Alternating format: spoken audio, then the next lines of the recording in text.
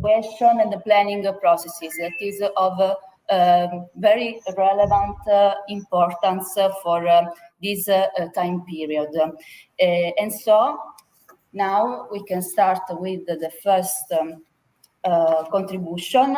The speaker is Danny Casprini, and the paper is entitled "The Civic Uses as a Complex Socio-Ecological System, a Proposal for an Analytical Framework." I leave the floor to Danny Casprini. Thanks a lot. Okay, just let me...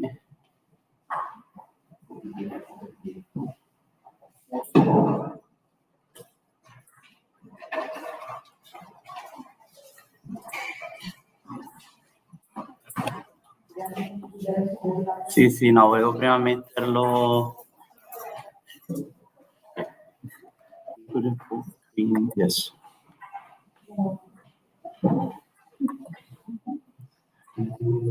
You have to share it.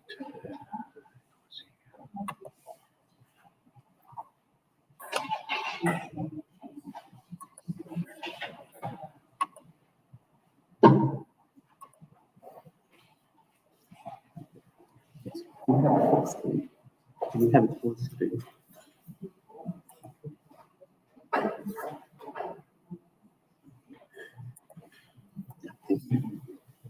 Okay, so thanks a lot for the opportunity to present this paper here. I'd like to thank, first of all, my two co-authors, Professor Alessandra Occhio and Professor Francesca Torrieri. This is a sort of like an initial, like a starting point of research on civic uses in Italy. I don't know how many of you are familiar with this specific Italian legal category that we'll go over in detail in a moment. So I'm not presenting like a full research. It's more a proposal for an analytical framework based on a decision-making problem that is like what sort of evaluation to conduct when moving civic uses from one property to another one. Like the law provides some guidelines, but not very specific ones. So I thought, so when we go in this case, what could be like a multidimensional framework that supports decision makers? But before getting into that, let me just go briefly on like framing the problem. So basically, civic uses are not per se a common property, but allows common use of private and public properties. And it's something that comes from the Middle Age, or even like, according to some authors, they could be even from Roman times or even more ancient, like recalling a bit of this idea that everyone is entitled to natural resources and that everyone is entitled to exploit natural resources and to use them and to harvest them. In general terms, like when looking at civic uses from a historical point of view, we see like a great use during the, like as I said, during the Middle Age, especially in the communal area, especially in Italy. And it was a way that like the landlord used to allow like peasants to have access to like agricultural lands, to forests, in a way to get goods, or to lakes, fisheries, and so on and so forth. So in this paper, what we aim to do is to apply like a socio-ecological system framework developed by Ostrom, and then to see whether civic uses can actually be understood as a socio-ecological system framework. And then based on that, propose an analytical framework that takes into account different dimensions like economic, social, and environmental dimensions, and try to define some indicators, which I hope maybe in the next edition of this conference, we can also like show like ongoing research and also some results from case studies. But when we speak about civic uses in Italy, we speak about a phenomenon that covers more or less the entire peninsula. As you can see in the map, we first map like let's say, how many municipalities in each region have civic uses that have been recognized. And as you can see, it's like Sicily is the region with the most of the civic uses, followed by Piemonte, Veneto, and Lombardia. Like, why that? I think for Sicily especially is because of the feudal regime that lasted for a very long time. And so basically like civic uses were in use until the 20th century, more or less. Although nowadays, like in a lot of those properties that are still encumbered by civic uses, you will find, I don't know, like water pipes or like the energy lines and so on and so forth. So a lot of these properties actually cannot be used anymore for their original use.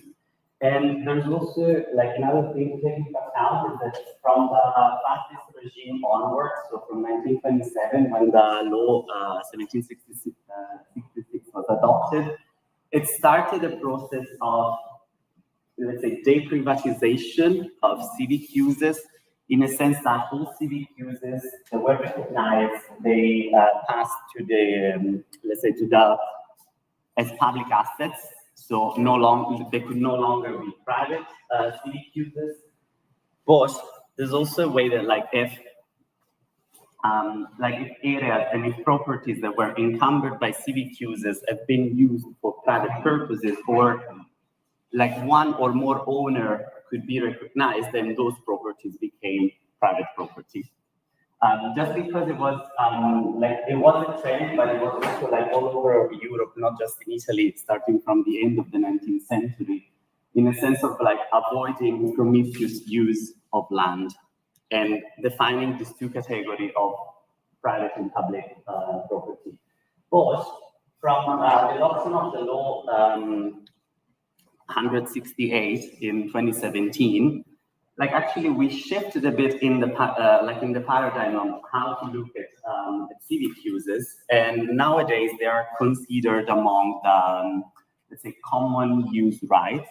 So like it's something that is an in between public and private property that is not well defined in the legal system, but that is actually like quite interesting because connected to this, there's the fact that like those rights are inalienable, so like they cannot be sold to others because they belong to communities, they don't belong to single like individuals, but they're not even subjected to acquisitive restriction. So like even like there's no law that can enforce like dispossession of civic uses.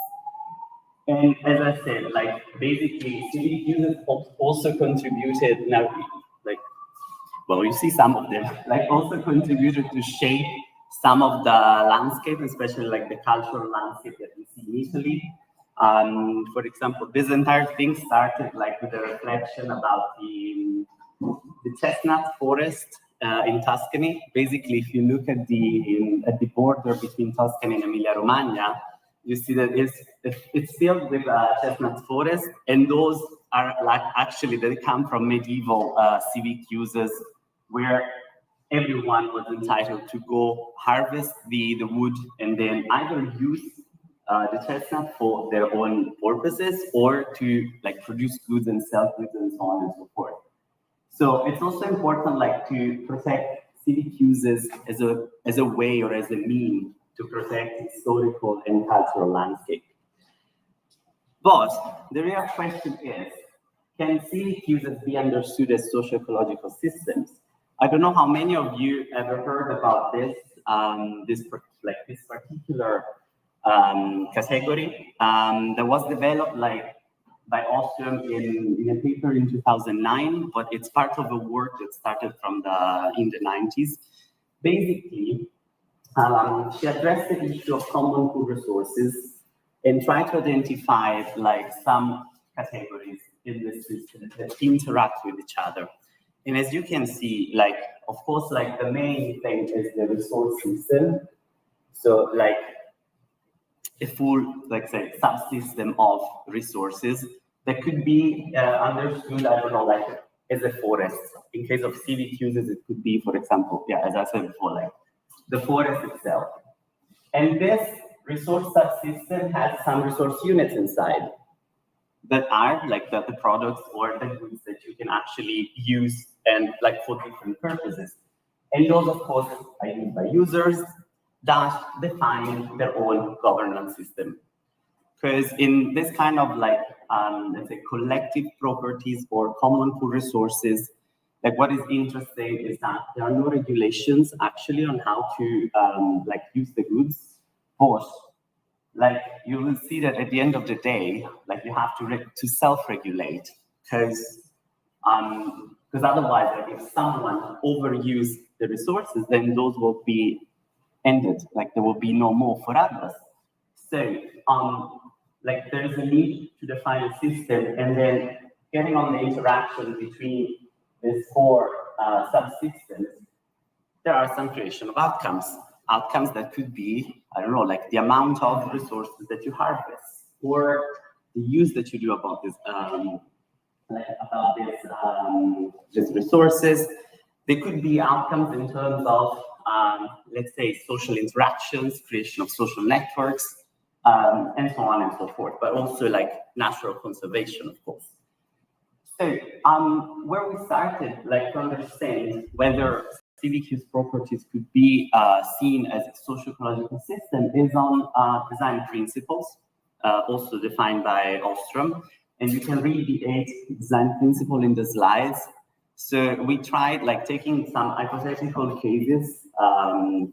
We started to see if like they fit into these 8 recommendations, and actually like if you look at civic uses, they fit into this recommendation, which means that to some extent they also entail having a self-management system, which take us back to say, well, if there's a governance system that is defined according to the design principle, there are users, because normally those common properties are used by like a community living in a neighborhood, living in a hamlet, or living in remote villages, especially in mountain areas.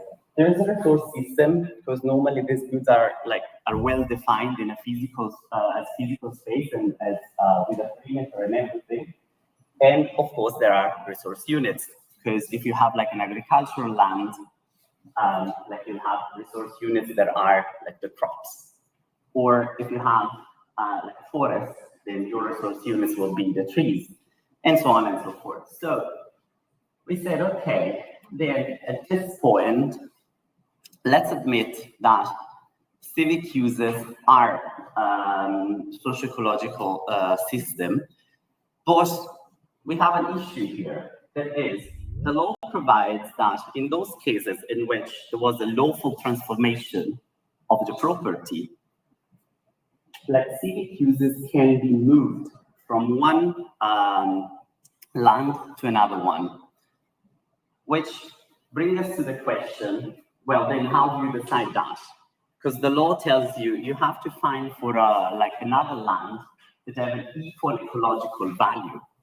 But I think as you've seen, or as what comes out from the presentation of this so far, like those lands do not only have an ecological value, they have a social value, because they're based and they are like means for interaction between stakeholders and between like members of the same community, which means that besides that, like if civic uses are still in use, or there's a history of use, then that means that there's also some sort of social value. So how do we define this social value?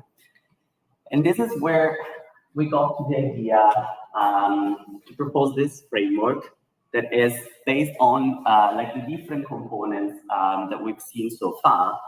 So starting a bit from the design principle that can guide a bit in providing the context analysis, and in connection with socio-ecological system framework that provides some indicators for the 5 different subcategories, we can actually like have a better understanding of the common good character of these properties.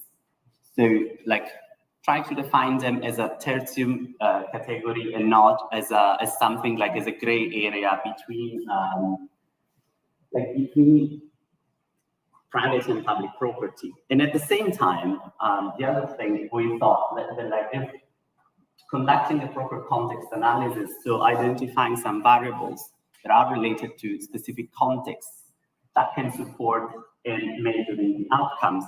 And so in getting to what is the social value of these properties. And we try to identify some sort of effects that here you can see summarized, like income effect in the sense of like, do these civic uses increase or decrease income of users? And also, are this mean to develop like new, I don't know, like entrepreneurial activities or economic activities in the area? Because actually, according to ICCSA, for example, like over 10% of agricultural lands in Italy is subjected to civic uses. And then the other two are more related to the interaction between the users in the community. So thinking whether like having this sort of self-management model can create more inclusion and more cohesion in the community. So based on this, we identified some criteria that gets back to like a multidimensional analytical framework that of course still need to be tested on some cases, but that we thought could be of interest to present it. And I'm not going in detail on this table that you can actually check also from the paper. And here it's like it defines a bit, starting from the 8 design principles developed by Ostrom, and then referring to the subsystems, like what are the criteria to take into consideration when like conducting multidimensional evaluation on civic use properties. And that could be like sort of like a guideline to analyze the original property that is encumbered by civic uses, and then to compare it with different alternatives when needed to move it from like when needed to move the civic use from one land to another one. This is where we stand. So we came up with the idea, with the framework, with the like with the different indicators and criteria, but we still need to develop a full, let's say, system, like point system or rating system based on multi-criteria decision aiding tools.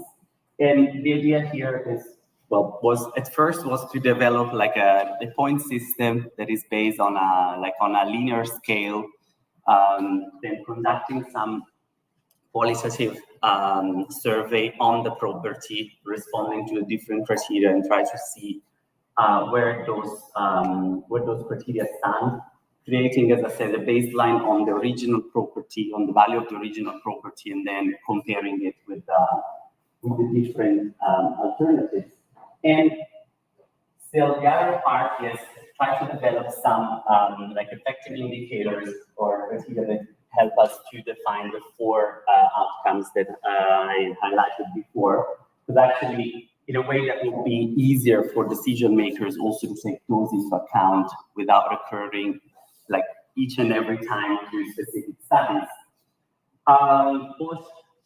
So here we are, here we stand today, and I really hope that in the next session we can come up with more like details about this method, whether it could work, whether it could actually support decision makers into facing this problem. Because, as I said, at the end of the day, like civic uses are actually are not just like means for economic production, are not just means for environmental preservation, but are also ways of protecting cultural landscape.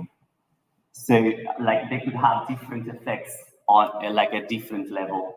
So what we aim to do as the next steps for this research is try to test the proposed framework to different cases, see how those different cases react, and then based on the data that we get, have a more robust methodology and analytical framework, and explore also connections between this multidimensional framework and other like methodologies that are normally used, for example, like total economic value that is generally used to calculate the ecological value of a land. And that will be all from my side. Thanks a lot for your attention.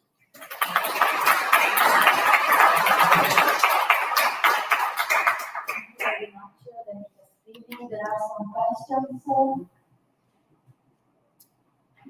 I would like to ask something. Yeah.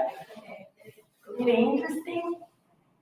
So I would like to know if you study also the regional regulation, not for moving uses, but for compensation to all the use of these areas. Yeah. Basically, that was part of a previous research that we've done, like trying to map, like also like the map that I show. That was part of it. Like we started from, so what is the situation? Because there's no archive at the Italian level. So we started region by region. And so while examining the density of civic uses at regional level, we also examined like different regional laws, which I find it very fascinating how, like at the end of the day, like the region were just asked to transpose like national legislation at the regional level.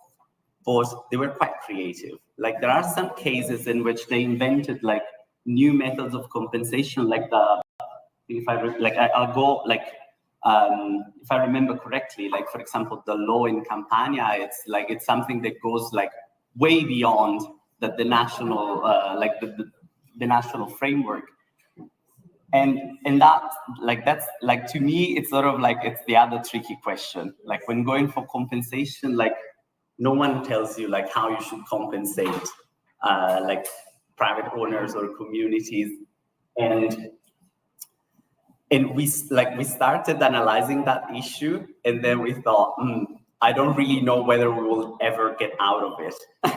But I hope, I hope in future researches like to take that into account as well.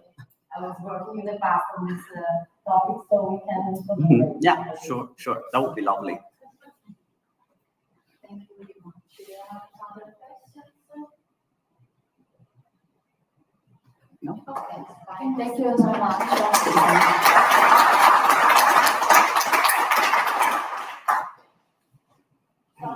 Thank you for the first contribution. We can pass to the second one that is proposed by Martina Corti, Vanessa Suma, and Francesco Pittau, entitled Evaluation of Nature-Based Solution for Climate Resilience and Adaptation in the Sub-Saharan Africa, the case of Ghana's Ashanti region. So the presenter is Martina Corti, and I leave the floor to you. Yeah.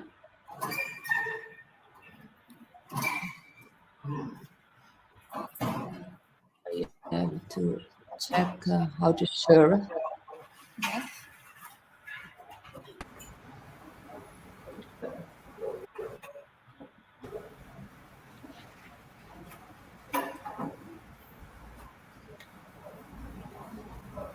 Are you able, Martina? I think it is the screen with the arrow. Google say that I can't share. I don't know why. I can try to open something. It is the third button on the lower bar within the start and stop sharing your screen. Yeah, I found the button, but the problem is that I can't share. I don't know why. Martina, maybe you should activate some function to your Google interface. Yeah. Maybe something related to the antivirus. Maybe you have to allow some function. Or if you want, you can send us the presentation. Okay, now it works. Okay, now you are sharing the screen, Martina. That's fine. Okay, you can see.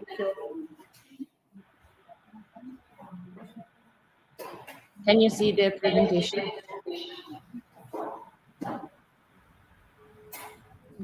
No. For now, the screen with the name of the other people in the. Maybe you have to change the window that you are sharing. Yeah, but I only have Google Chrome Windows. Okay. No Adobe presentation.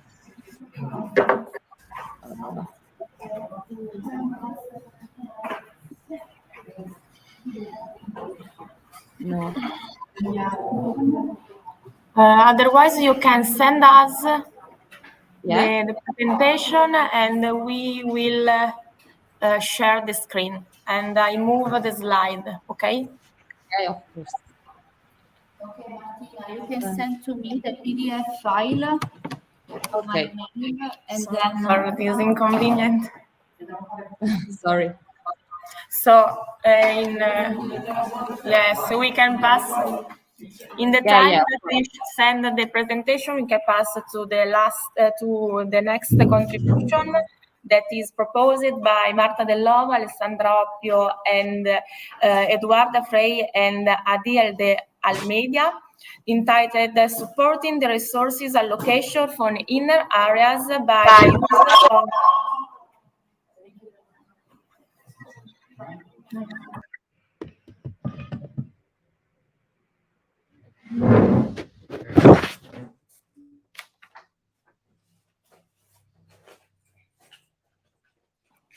Federico, can you turn off your mic, please?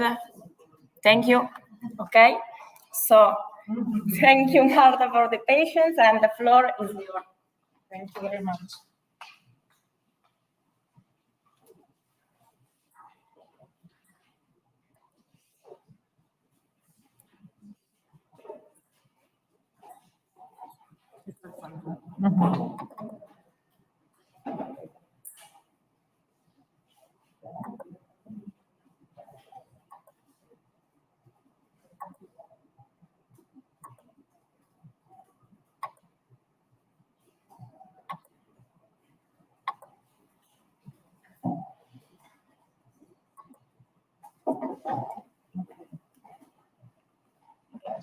So good morning, everyone. I'm going to share with you today a research that is a collaboration between Politecnico of Milano, so me, Professor Oppio, and two other scholars from the University of Pernambuco in Brazil, university actually, that is Adiel de Almeida and Eduarda Costa. So this is a collaboration that is lasting for several years, because usually we are going to propose a case study that will help us in understanding how to solve the problem by sometimes also developing new methodologies. So this is a part that the architect is meeting the, let's say, the technician, or more in general, the someone that is more expert about operational research. So I think that this is a very profitable also collaboration also for the different case studies and the different methodologies that could be proposed also for several cases.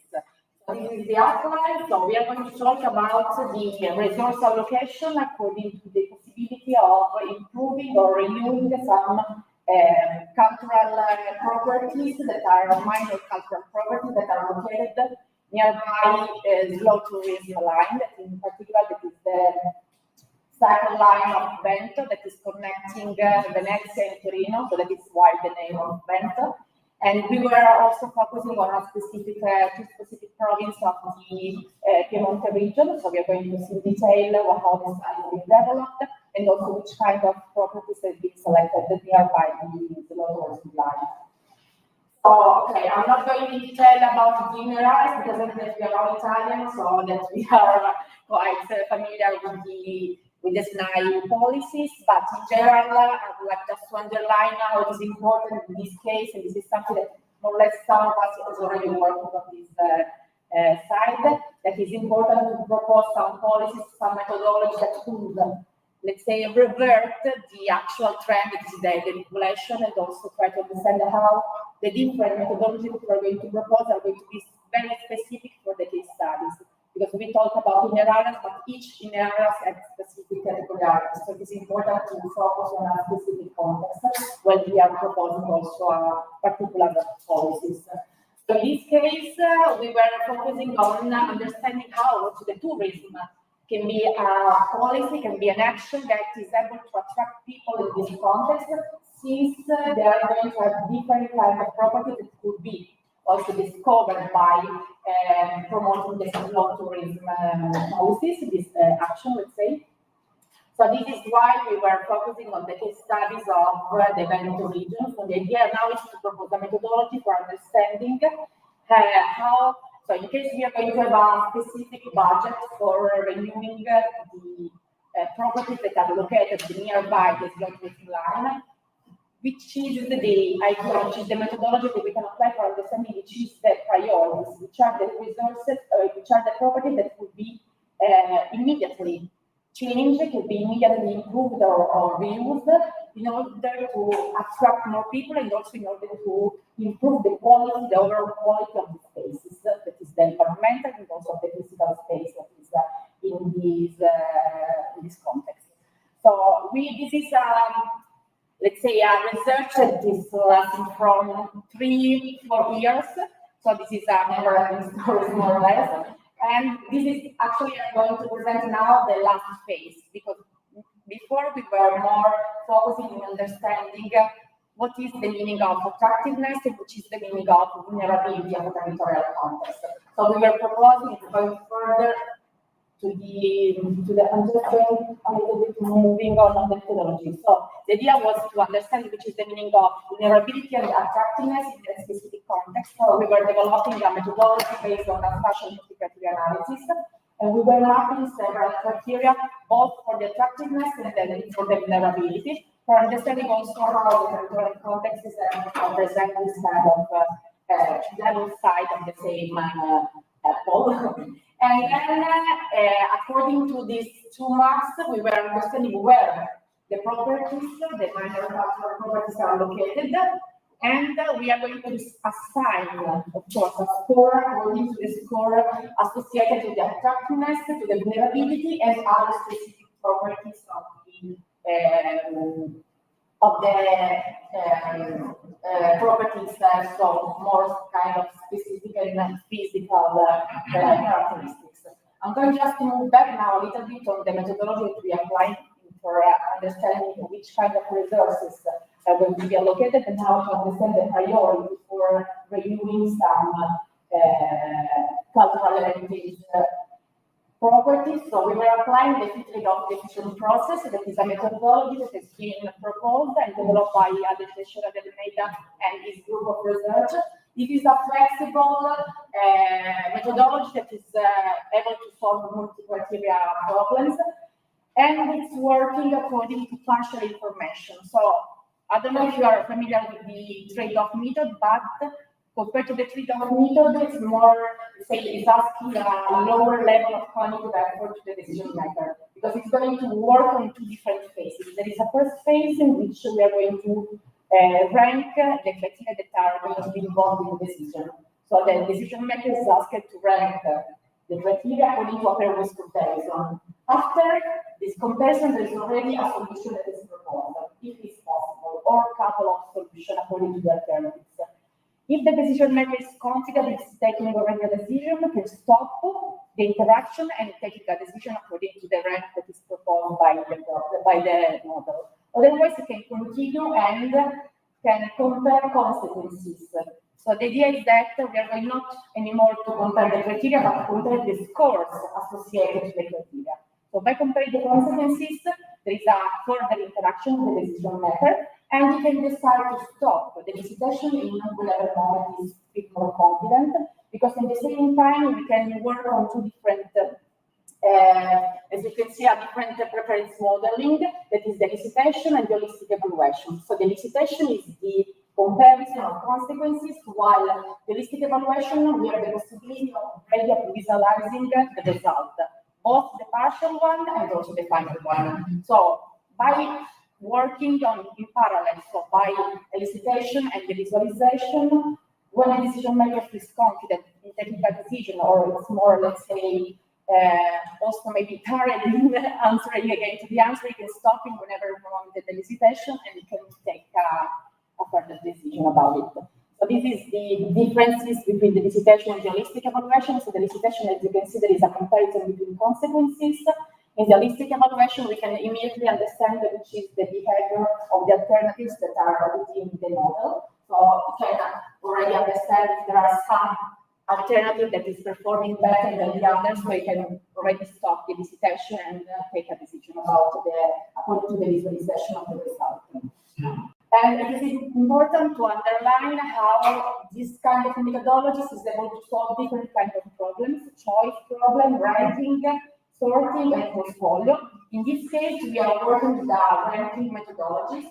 So we were comparing and ranking the different alternatives according to a dominance relation. So the maximum difference between alternatives. So this is how the result is going to be obtained.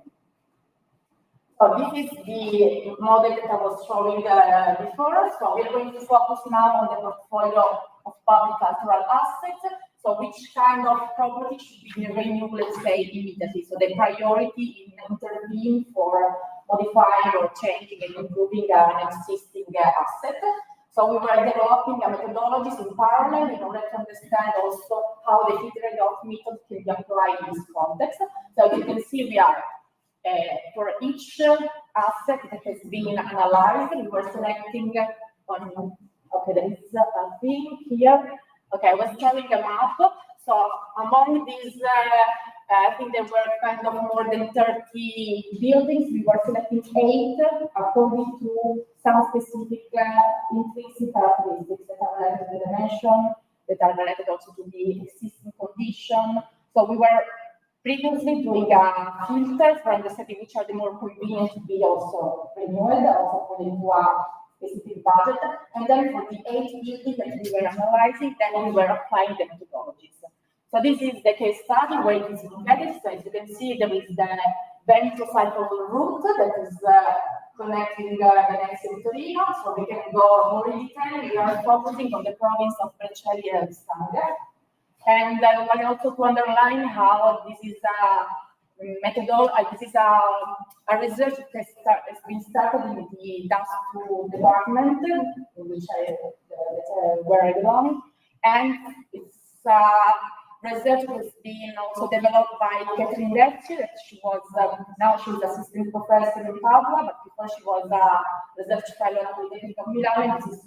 This kind of research started according to research with Professor Occhio. So this is why then we were moving as we were combining also that part of other machine that we made for the application of the hit-trade-off method. As you can see, this is just a recap of how the criteria have been selected for the different attractiveness and vulnerability. So as you can see, we have developed, as you can understand, a literature review, and according to this part, we were analyzing 3 different criteria and then total of 8 sub-criteria. And here you can see the performances of the 8 buildings according to the attractiveness. So for each criteria, we were selecting a specific unit of measurement, and then we were analyzing the performances of the 8 buildings. Same for the territorial vulnerability. As you can see here, the number of the criteria is higher. So before we had 8 criteria, now 19. I'm underlining this part because it's going to be also important for the next phase. And these are the performances of the 8 buildings according to the criteria.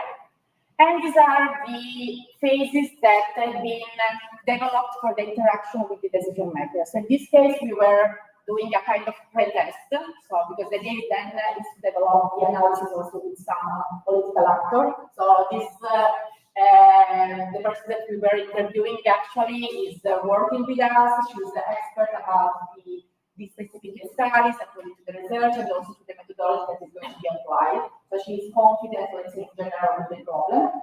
And we developed in parallel the 2 different phases according to the territorial and the vulnerability. So before, for the attractiveness and the vulnerability, as I told you before, there is a moment in which we are ranking the criteria. After that, we can see preliminary results, and if the decision maker is confident, can take a regular decision. Otherwise, can go on by comparing the consequences according to the second step of the measurement of methods. After that, you can stop the discussion, you can see the results, also the sensitivity analysis to see how stable is the result, and then take a final decision. So here you can see which are the results for the attractiveness. So this is the ranking of the criteria for the attractiveness. After the ranking, the decision maker answered 15 questions, so 15 times the consequences, and this is the final result.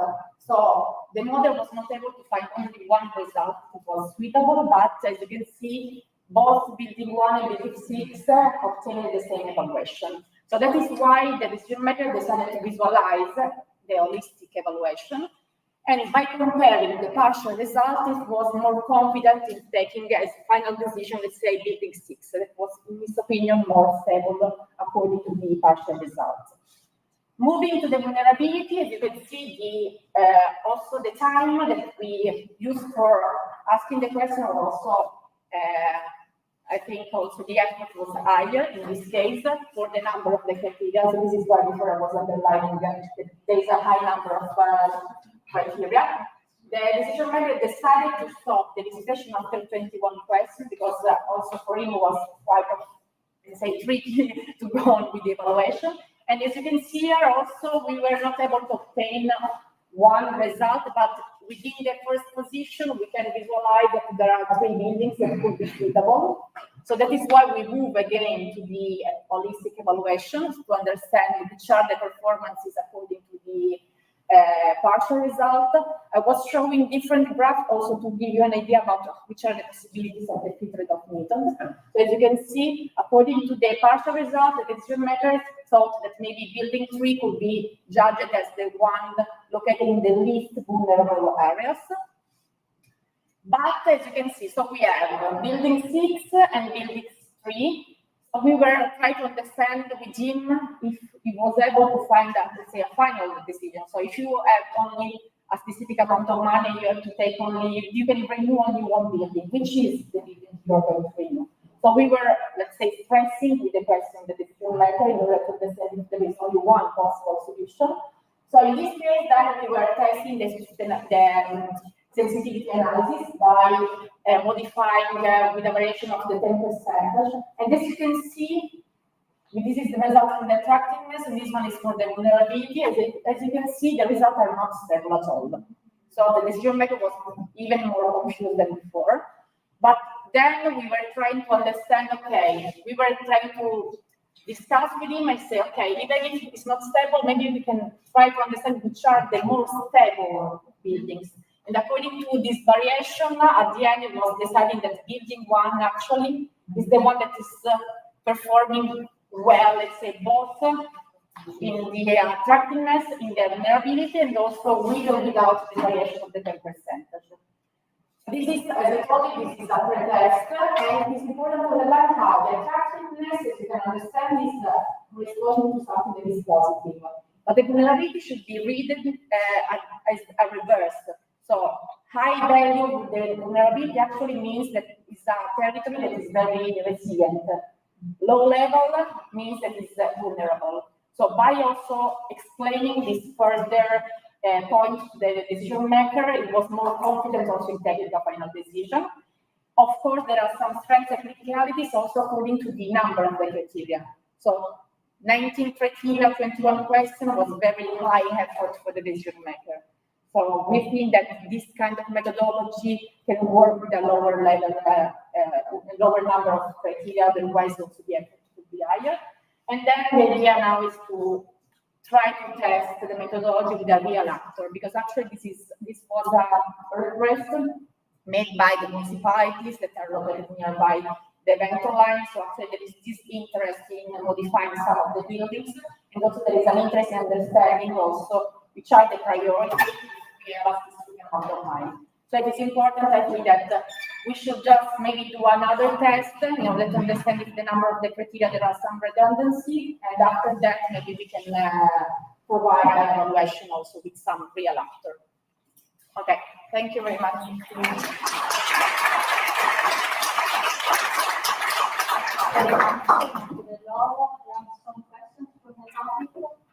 Hi, thank you for the presentation. I had a question related to the fact, have you considered the possibility of interaction between buildings in terms of performance? Let's say the decision maker has to allocate resources that will allow him or her to perform more than one intervention. Is there a possibility to evaluate the interaction of pool of intervention and not building by building? We should change the model that we are using actually, because in this case it was specific for, only for one, not for the combination of.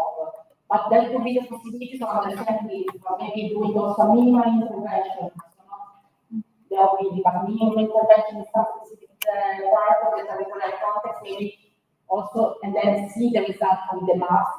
Maybe you can understand if you are able to increase the overall attractiveness of the curricular context. That could be a possibility. But in this case, we were focusing on only one with specific scores and with the model. Yes, I think that would be actually also more smarter, because also maybe if you have a specific amount of money, instead of doing only one building, if you're able to allocate resources for maybe changing a higher number of buildings, also with minimum intervention, would be also smarter for the territories that are going to be crossed by this tourism line. So thank you for the. I have also a question for you. What is your expertise in CDA? What do you think about the trade-off with respect to the other common CDA techniques? Okay, we've done also a literature review, because the trade-off can be used for elicitation of the weights and then also for the performances, so to understand which is the final results. But for what concerns the elicitation of the weights, it's working well because it's very smart, and also the effort for the decision maker is low, because as I told you, it's just a matter of saying, okay, which between these two criteria is more important for you, and then after that you're going to have a list, a rank of criteria. So for the elicitation of the weights, it's working very well, even for persons that are not confident with the problem. These consequences, we detected also a level of expertise that should be higher, because explaining the consequences to someone that is not expert with the problem, or in general with the multi-criteria approach, is not very easy. So I think that this is a methodology that can be applied for when you have an actor that has specific knowledges. Otherwise, it could be tricky also, because maybe it's not understanding very well the consequences, so it's not going to have to give a real answer to the problem. So I think that's something that maybe can be also improved. Okay, thank you very much.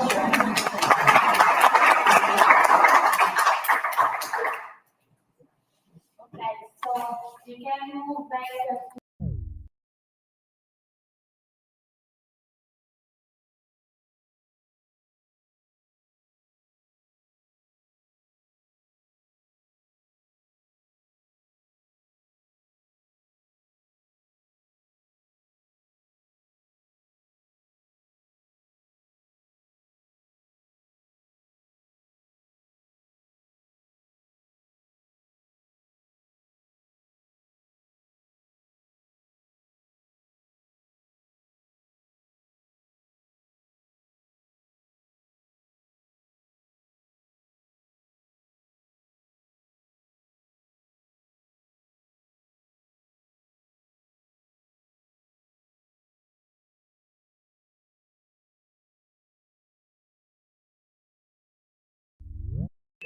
Oh, it's okay.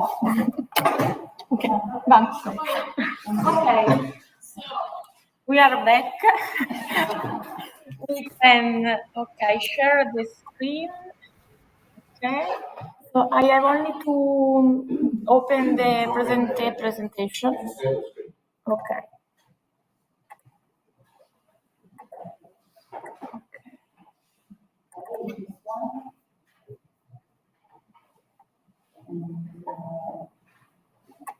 Okay. Yes.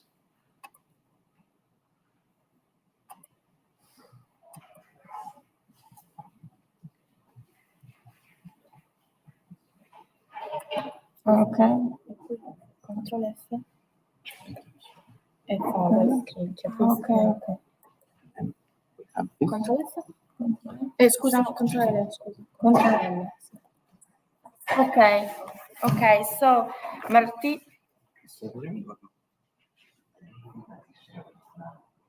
Because it doesn't have, it's not shared.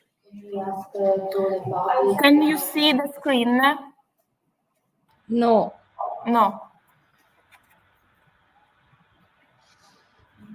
Okay. Okay.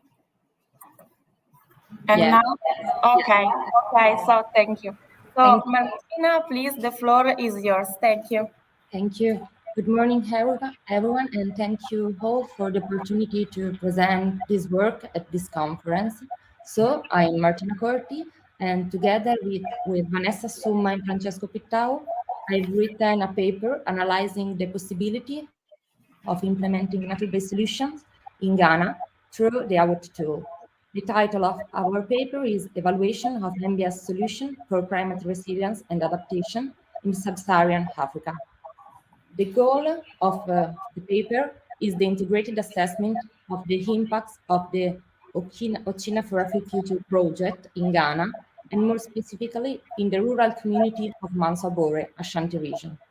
The process will lead to the selection of the best project alternative from the point of view of sustainability, and will consist of the following stages: cognitive analysis, consultation, strategic objectives, systemic evaluation, and monitoring.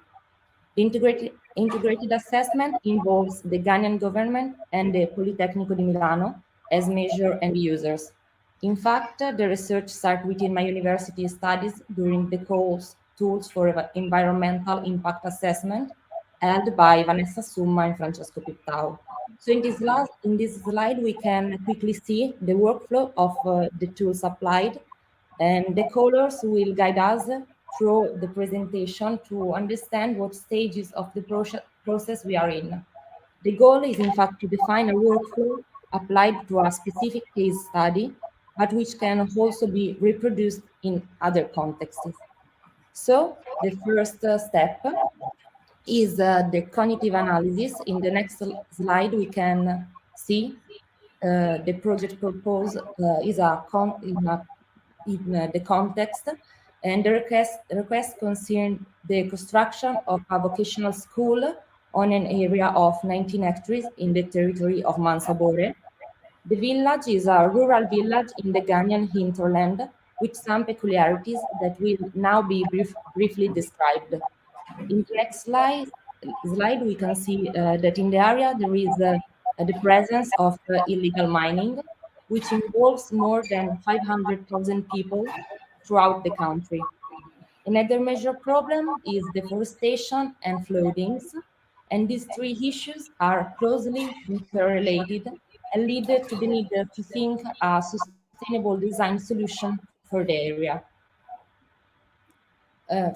So flooding, and for these reasons we have been inspired by some of the sustainable development goals, as we can see in the next slide. In particular, in the next slides we can, goal 1, which aims to, the previous slide please, thank you.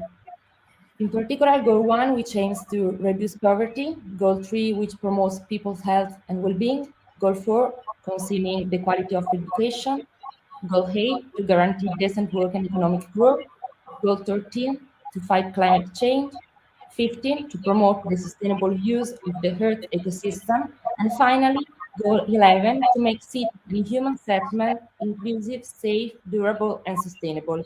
In particular, goal 11 is one from which the research starts by proposing an best solution to meet the challenge in the area. So the first analysis carried out is the SWOT analysis, according to the PESTLE declination. And so we divided strengths, weaknesses, opportunities, and threats under the following section: technology and environment, governance and policy, construction and crafts, facilities and service, society and economy. In the next slide, we can see the main topics emerged from the analysis that are environment, pollution, education, strategic vision, and the need of building durability. Then a resource map and a constraint map highlighted the resource and the constraint in the area is made. Forest, asphalt, road services, reclamation, and illegal mining are the main themes that emerge from this analysis, in line with those highlighted by the SWOT analysis. So the next step is to generate alternative scenarios for a sustainable transition, and in particular, we set 3 scenarios. Scenario 0 represents the inertial scenario. The next slide, we can see the scenario 0 represents the inertial scenario in which the status quo is maintained. Scenario 1 provides for the construction of the vocational school and related services. And finally, scenario 2 evaluates the possibility of implementing nature-based solution within the project. So it is essential at this point to ask the actors and stakeholders involved in the process, and it was decided to use the integrated method combining the power interest matrix with social network analysis. And the main actors and the relationship established between the actors in play were identified in this way. The Ministry of Rural Development represents the major public actors.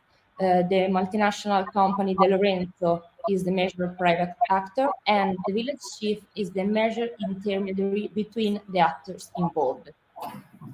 We now came to the core part of the paper, which is the AWOT analysis. This is a tool that integrates multi-criteria analysis, analytic hierarchy process, and SWOT analysis to evaluate the most sustainable alternative in relation to the context. So using the super decision software, the cascade network with goal, sub-criteria, and criteria and sub-criteria, an alternative was generated. The aim is to understand which of the 3 scenarios is the most sustainable in relation to the elements. So with the pairwise comparison of criteria, sub-criteria, and alternative is done. The comparisons were made using static scale and were carried out at the desktop, playing the role of Ministry of Rural Development, that is the major public actor. It was verified that the inconsistency ratio was less than 10%. It was then possible to extract the results and priorities, as we can see in the next slide, both at level of sub-criteria and at the level of scenarios. So the best scenarios emerged to be scenario 2, which integrates NBS and mitigation solution, such as reclamation, afforestation, implementation of rainwater collection systems, and water saving cultivation. The process presented within the paper ended at this point, but during this presentation, we will show the subsequent step taken from the end of the writing of the article to the present days. So after having identified the first scenario, we move on to identification of the vision accompanied by storytelling. The themes are those of traditional knowledge, innovation, resilience, future generation, and the culture of doing. This is told through the following story, in which some children returning from working in the mines find a photograph and dream a better future for their community. The project then developed through the HOSA matrix, in which goals, strategies, and action were defined for scenario 2. The major themes are social development and also economic development, as we can see in the next slide, and the environmental and climate resilient theme, in which the nature-based solutions are implemented.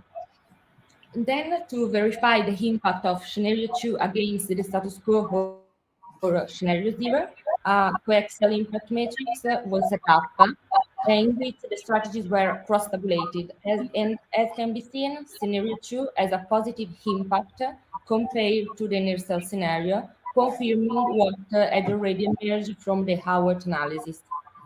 We then proceed to the generation of uncertainty impact matrix, in which the strategies are evaluated in relation to their level of uncertainty and impact. This made it possible to identify the action with high impact and low uncertainty, and to check the consistencies of the process. Finally, due to the importance of the environmental issue, the DeepSphere model was set up to aid and facilitate monitoring.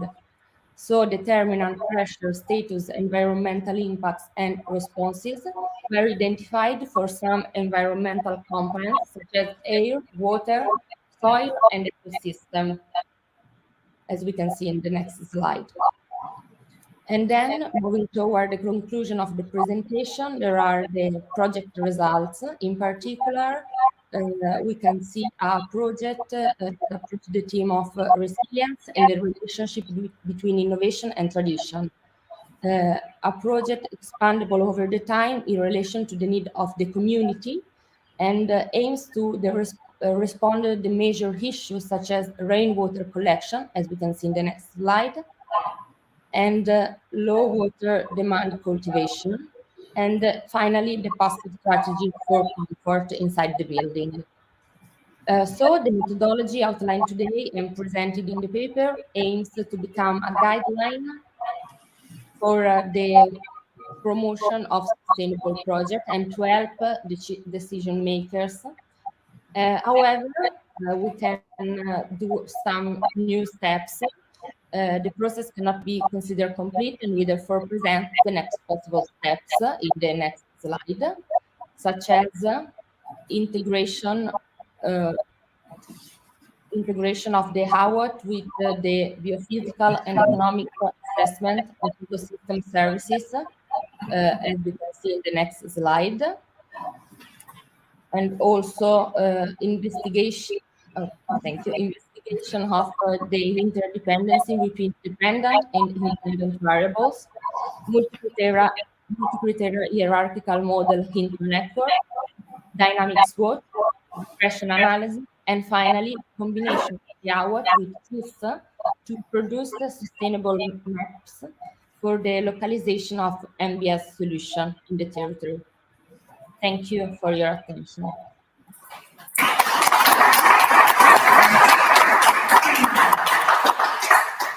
Thank you, Martina, for your interesting presentation, and also I really appreciate your efforts to present in this modality. So I ask to the audience if you have any question. Okay, so Marta, please come here. So we have a question by the audience, by Marta. So, hello, Martina. Thank you for your presentation. It was very interesting, also in the case studies.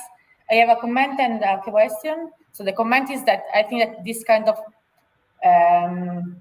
work that has been developed is a very good integration between, it's very important that is going to show how the evaluation is actually supporting the design process. So we are going to see the whole, because sometimes we are just seeing the part of the evaluation or maybe just the part of the design. I think that this is a very good integration also for, let's say, a teaching activity. So I think it's very interesting. And the question is, so you are selecting one scenario according to the evaluation. Sometimes in this process, there is also the possibilities that maybe the most suitable alternative is not very satisfying. And there is the possibilities of maybe of combining some aspect of one scenario and some aspect of another scenario. So in your case, did you think also about these possibilities, or you were just selecting one scenario and you were satisfied with the scenario that has been selected? I think in this case, the scenario 2 is could consider the best for this territory, but yeah, of course, your idea is very interesting because, of course, there are some cases in which maybe it is necessary to mediate between some scenarios. Can I add something there? Just to complete also the remarks given by Martina, for example, for the development of the HAWOT, we have considered key stakeholders, for example, from the matching of the power interest matrix and the social network analysis emerged that the Minister of the Rural Development was the most important key stakeholder. And so we have also considered the desiderata and the potential expectation that emerged from knowledge and cognitive analysis. And so we have also guided the pairwise comparison. So also the building the scenario followed as desiderata and perspectives. Moreover, Martina had the opportunity to go in the territory, so in Ghana, and so she had the opportunity to see with her eyes the practical implication of the implementation of this scenario. So I think that is a very interesting opportunity to follow the research. So thank you very much. Thank you, Martina, for the patience and the effort. Thank you. Thank you so much.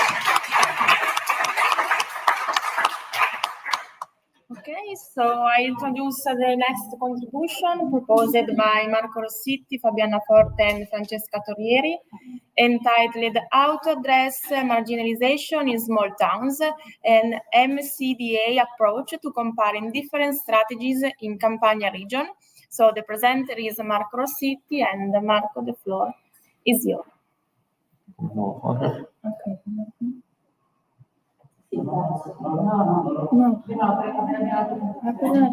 Ok. Come questa la chiudo?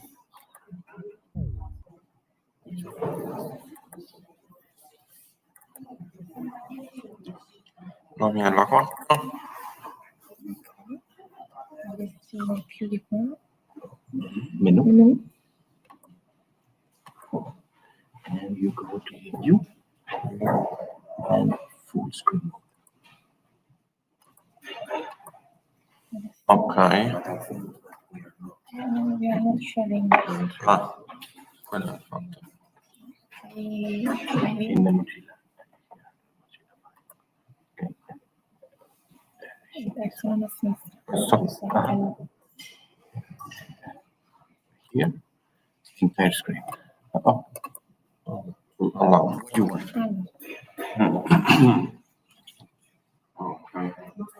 Okay. Ci sono l'altro screen.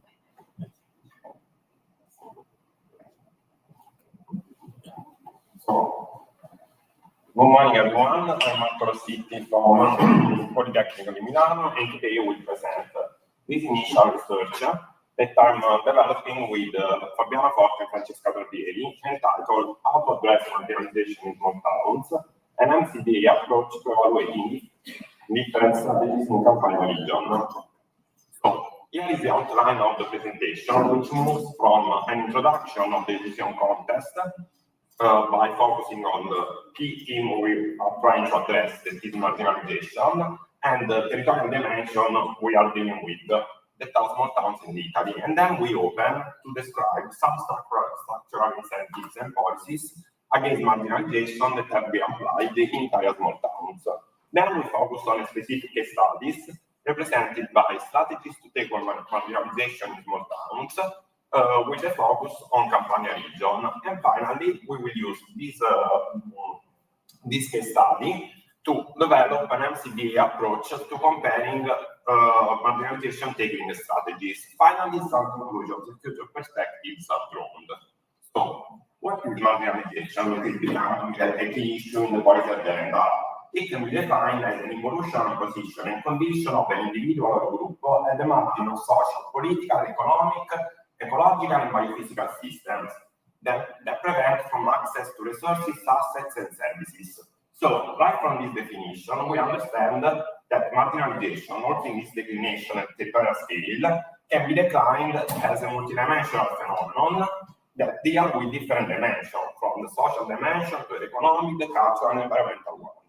So this multidimensionality suggests the complexity of such a theme of marginality, and so to deal with this complexity, both at the national and international level, some different policies have been implemented by focusing on a specific dimension of small towns.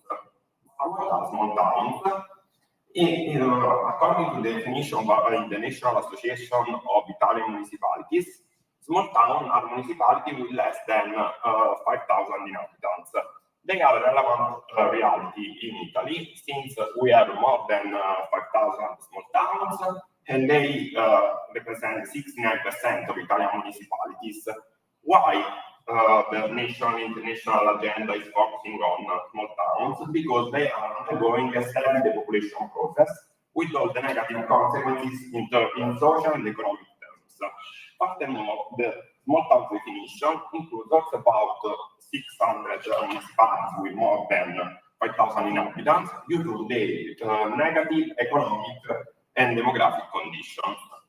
So, as I said before, in the last decades, the Italian government has set several structural incentives and policies against marginalization, with a special focus on the small town territorial dimension.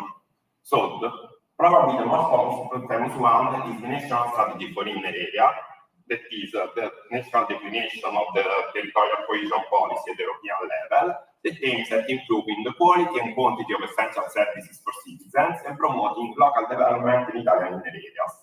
Then we have the Budget Law 2021, with funding for marginal municipalities, which funds the recovery of existing buildings belonging to the municipality's real estate assets, but also the support of new business activities and incentives to residents clustered in small towns. And again, we have the National Plan 40, the PNRR, that provides the recovery of built heritage assets and support to economic development based on local vocations and specificities.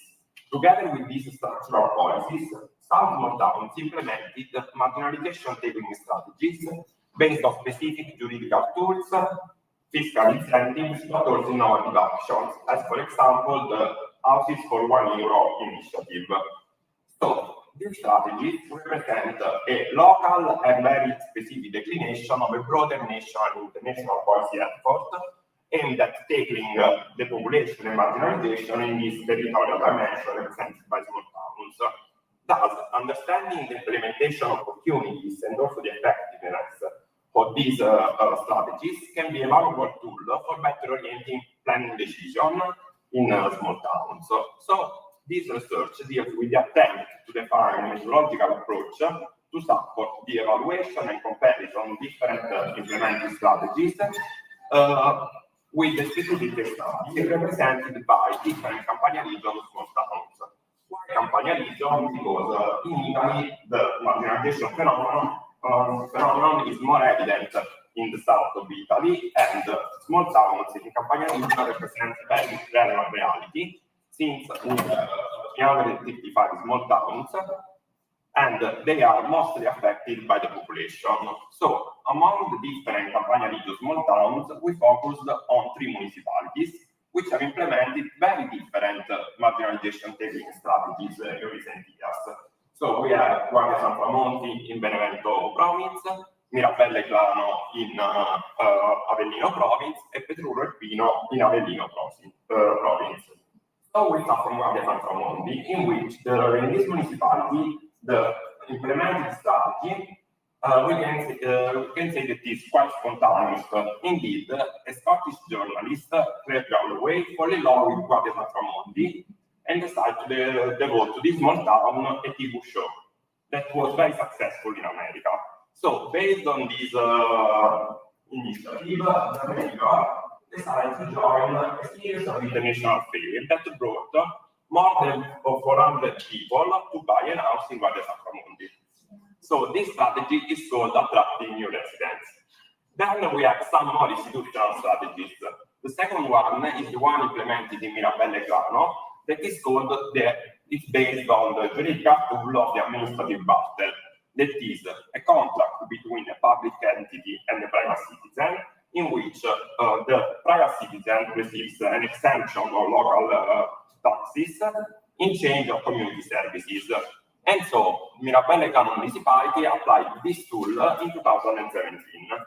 And then we have the third marginalization technique strategy that is, it was quite spread in Italy, that is based on the SPRAR system, the system for the protection of asylum seekers and refugees. So it's a strategy that promotes the effective reception and integration of migrants on a voluntary basis. And in 2017, Petruccio Municipality launched a SPRAR project to host asylum seekers from different countries. So we said that marginalization is a multidimensional phenomenon, and we want to understand the impact of different strategies to contrast marginalization.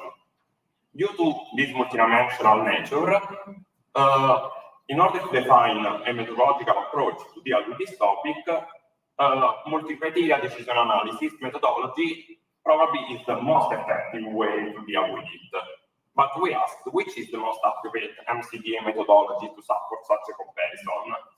Since in literature we know we have more than 100 MCDA methodologies, we decided to focus on the most famous one, and we provided an evaluation of the different MCDA methodologies based on some exogenous criteria and endogenous criteria.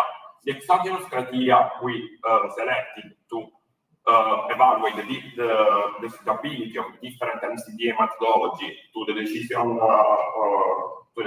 problem specificities, the number of evaluation elements we are considering, and the typology of indicators, so if they are qualitative, quantitative, or mixed. And then we have some endogenous criteria that are the solution approach and the types of solutions. Since we are dealing with, at this stage, with a decision problem that involves a small number of sub-criteria and alternatives, some mixed indicators, so both qualitative and quantitative, and we don't need the alternative with the best score, but also enough ranking solution for us, it's okay. We decided to select the elementary method, and we applied the lecture in the different steps. So we moved from the decision tree framing, so the objective definition, that we said is to understand which strategy turned out to be more effective in taking marginalization in Campania, in small towns in Campania region. Then we moved the criteria definition, and we placed this criteria equal to the marginality dimension we identified, and then we defined the sub-criteria and the indicators definition to carry out the evaluation. So the definition of the sub-criteria and indicators is based on the literature review process, so starting from the indicators adopted in the 9-indicator grid, but also the ones selected for the ritorno nazionale. And so we selected the relevant criteria and the relevant indicators based on data availability. That is the impact matrix definition, which you can see the sub-criteria refer to the different criteria, the related indicator that allow us to measure the different strategy performances according to the sub-criteria, and different scores. So based on these scores, the comparison returns the migrant reception integration strategy as the most effective in tackling marginalization from a multidimensional point of view. However, some interesting observations can be drawn out by analyzing the partial results. So by analyzing the results of the different strategies compared to one specific dimension. So concerning the demographic dimension, the migrant reception and integration clearly stands as the most effective strategy in tackling the demographic marginalization, and also in tackling economic marginalization, following by attracted new residents. Then, concerning the sociocultural dimension, attracting the new residents stands as the most effective in tackling this kind of this aspect of marginalization. So the paper proposes a methodological approach toward comparing different marginalization tackling strategies in some small towns from Campania region. As we said, he deals with marginalization as a multidimensional phenomenon and tries to understand the different strategies, effectiveness, and implementation opportunities based on these considered dimensions. Its even partial results hint at the higher effectiveness of strategies related to attracting new residents rather than one triggering local communities to stay. At this stage, the research limits the comparison to 3 strategies. So each part of development will be devoted to draw out a complete census of all the implemented strategies to take on materialization in Campania small town, in order to have a broad picture of this phenomenon and also of the different strategies' effectiveness. Also, at this stage, the results from the comparison are obtained by applying an indifferent weight system. So, further research efforts will be also devoted to defining weights to the interaction with stakeholders.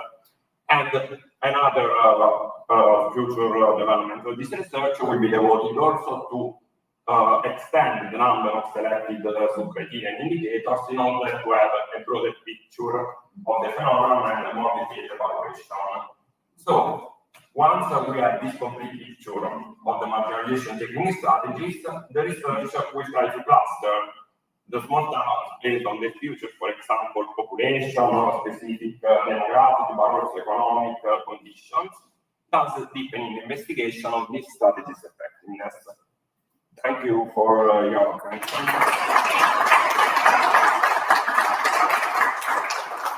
Thank you so much, Marco. Questions from the audience? Hi, thank you for the presentation. I would like to know, have you considered also possible dynamic effect in terms of, for example, the acceptance of this policy in the context? For example, I probably missed from but there was this criteria of the number of population, for example, population. Yes. And did you consider the possibility of stopping the decrease of actual population and the attractiveness of new population, or the two dynamics were somehow unrelated? In terms of acceptability, I would consider. Oh, yes, of course, this is an aspect that in its current stage is not considered, but it's very relevant. It's, now, in the analysis, all the sub-criteria we can say are somehow objective. 7 rule corresponding to the actor that can invest in production and storage of renewable energy, and these are the local authority, the NGO, the local and national energy network company, the developer, the private company, and a farmer. So the research has been organized in 2 phases. The first phase is related to the exploration of 3 aspects related to the game. So the exploration of the initial urban architectural goal and the context of the 2 games, then the real estate, energy, social and environmental investment action that could be developed during the game by all the actors, and then the dynamics established in the game among the different actors. A second phase consists in the observation of the 3 implications directly derived from the previous 3. So, according to the goal and to the context, it is observed which is the sustainable development goal according to which the game could be placed, and then on the basis of the action that can be implemented in the game, we observe the one that can be directly related to the specific target of the sustainable development 11. And then, considering the dynamics among the actors, it is outlining what indirect understanding of sustainable strategies can be derived from the active game. So, moving to the first part of the results, we can observe that Urbax, in its simulation, consider theoretical cities in a declining situation with about 800 citizens. So the player in the game are asked to develop these cities, these declining cities, reactivating its market by acting both on the urban and the architectural level, paying attention on the land use. Urban, on the other hand, again consider theoretical cities, but this cities is active, so we have an active built area and then an active rural area.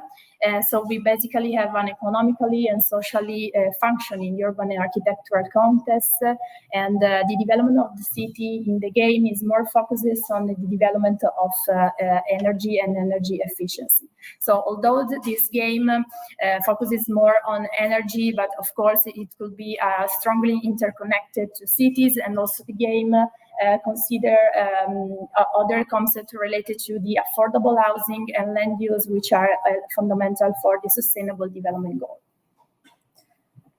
So continuing with the action that can be implemented in the two games by different actors, it is possible to observe how both ensure the acquisition of knowledge on different SDG 11 targets as said.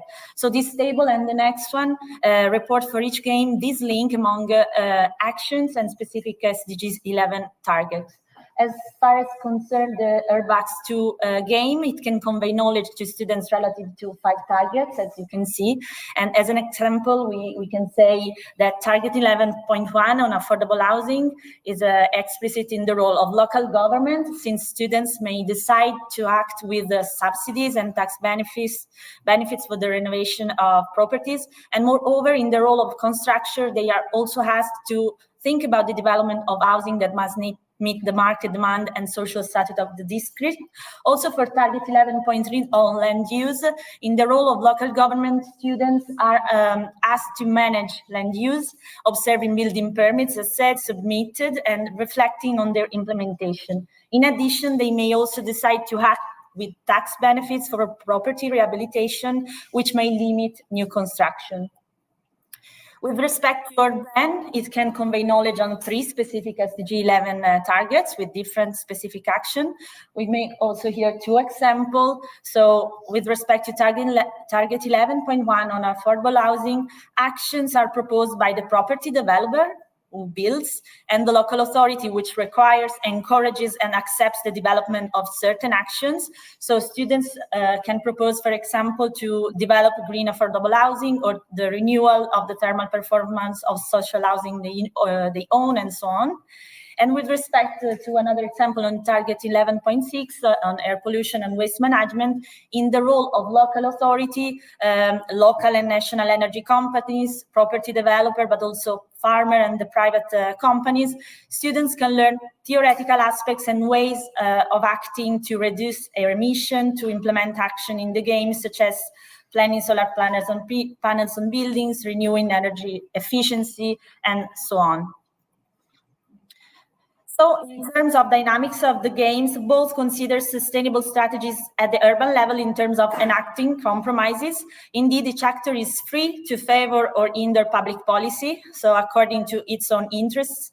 And in this sense, the local authority can, especially in the case of hostile actors, interact and negotiate to find meeting points among pursuing different dimensions of sustainability. So with a mechanism that may entail an indirect understanding for students of such different dimensions in their mutual relation. Moreover, these dynamics can lead also to a greater awareness and understanding of urban dynamics themselves and their actors, so potentially leading to a positive change also in attitude. So the game allows for an understanding that for sustainable urban development, all actors are crucial and need to be considered within these strategies, since sustainable urban transition cannot take place without such interactions and negotiations among different intervention and actors.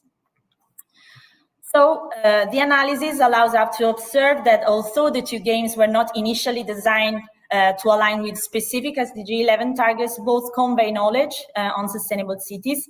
So first, even serious games that do not explicitly prioritize sustainability, such as Urbax, can provide valuable knowledge on various issues that promote a city's sustainable development. Also, the urban game explicitly inputs traceable explicitly define inputs traceable to this SDG 11 as action necessary to achieve an energy transition goal, specific and explicit, such as mentioned, the construction of affordable housing with a high level of energy performance. Second, the use of such games in convey knowledge about urban sustainability to future architects and planners, as said, could potentially have implication related to policymaking. Indeed, the games allow students to experiment and implement strategies as private and public actors by learning shared skills in urban planning, market, and strategic logic needed by public administration workers. So the municipality is actually the place where this urban planning is carried out, and the public administration is the entity that can intervene directly on the planning of urban space through this provision of uses, incentives, direct interventions. Therefore, these experiments, so knowing certain dynamics, can be an element in favor of a careful policymaking experiment by students. In line with this, it should be considered that the application of the game with real public administration subjects and other stakeholders could highlight the importance of implementing certain actions or limiting others, so with a view to shared and conscious sustainable development. For example, it is very difficult that in reality a private actor put aside his or her own economic interests in favor of benefit for society or for the environment. So observing how the personal action can actually have positive spillover effects on the welfare of the city could potentially lead him to think about it, so according to different strategic patterns. Among the recognizable limitations in the application of these games is undoubtedly the need to decomplexify reality. Indeed, this element leads to making some mechanisms oversimplified or establishing game dynamics imposed somehow a priori. Also, another limitation observed is that often students assume the goal proposed by the local authority, for example, in the game as their own, so sometimes sacrificing even the primary goals of the actors, and they are actually impersonating. This certainly leads to a successful, sustainable outcome of the game. However, it can be an overly positive view of the reality. And finally, also this paper and this research only examines 2 serious games. It recognized that a vast array of other serious games exist and can potentially convey specific knowledge on sustainable cities, and also further evaluation can be done with respect also of to the results of such applications. And we, as a further development, we also suggest that designing a new game that focuses specifically and explicitly on transferring knowledge about the issues considered in SDG 11 could be an interesting point to be stressed with students, and not only students in the field of architecture planning as a further development. Thank you very much for your attention.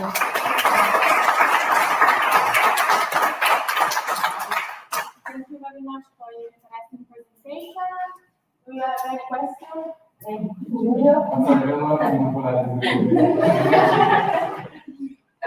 My question was about the role of knowledge in your game. You propose the game to students, so to educated people. Mm-hmm. But what is the case of proposing it to less educated people, and on the other spectrum, to, for example, climate denials? Would it be possible to have an impact proposing them this kind of game? And I think the second is related to that. Were you able to monitor or to track the change in the level of knowledge, the level of awareness, or whatever, before and after? Okay, maybe with respect to the first question, we didn't experiment the first case, so people without knowledge. In the case of people, I will say that first of all, the game is, as both the games, in particular Urban, that is the more recent, has a lot of sheets and rules explicitly defined, and also synthetic, that can be assumed somehow. So first of all, it can be understandable, but it should be accepted as a rule. So moving to the second target that you mentioned, so climate change denials or something, maybe it could be a bit more difficult, but it will be interesting also to experiment. We will need to think about it, and we respect. I don't know if you want to add something. Yes, according to the evaluation of real understanding, for the moment we do not develop a specific. I don't know if you consider maybe a questionnaire or something like this, or a real evaluation. Yeah, it could be to track the no, yes, for the moment it has been not considered, but it will be also, of course, considering in the future development of the research, because we think that also for to avoid the fact that we mentioned of the assuming the goal of the assuming of the goal as our own goal, it could be interesting to understand if the student will understand which could be the real action that they could develop. So yes, it could be a further development. So yes, we just made some questionnaire after, but it wasn't possible to track the differences before and after the application. That is for sure a further development of this research. Thank you. Thank you. So, other questions or comments? No? Okay. Thank you very much.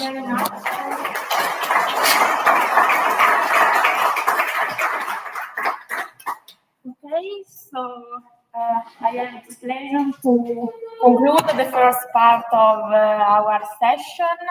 I would like to thank all the authors and the presenter and also the audience, also for the patience, for the technical inconvenience. And I only would like to underline that we have several topics with several interventions with different topics, but we can underline some common elements, such as the efforts to structure some evaluation framework and methods to manage and also address the complexity and the multidimensionality of socio-ecological system and complex system. So in order to support the decision making, not only for the public aspect, but also for the private. So thank you for your attention, and we see in the second part that start at 11. Okay, so thank you very much. We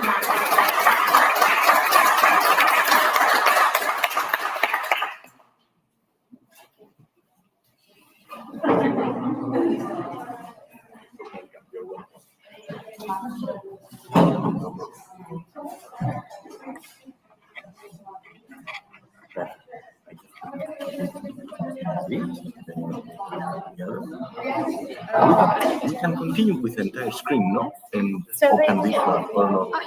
Yes, I have it. yes, but it's not sharing. Now it's not sharing? They stop it or?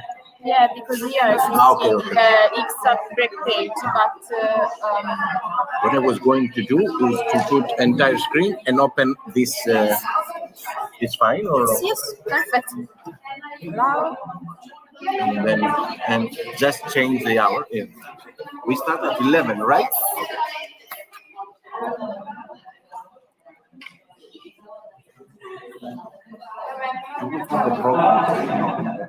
Can I take a problem for a while? No problem.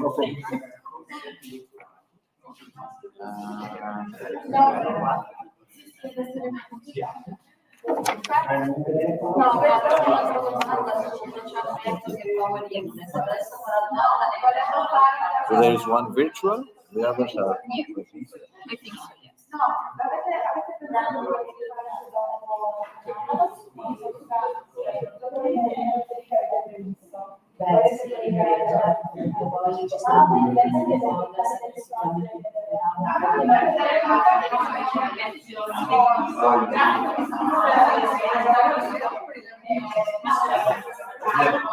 Sorry, can you hear me?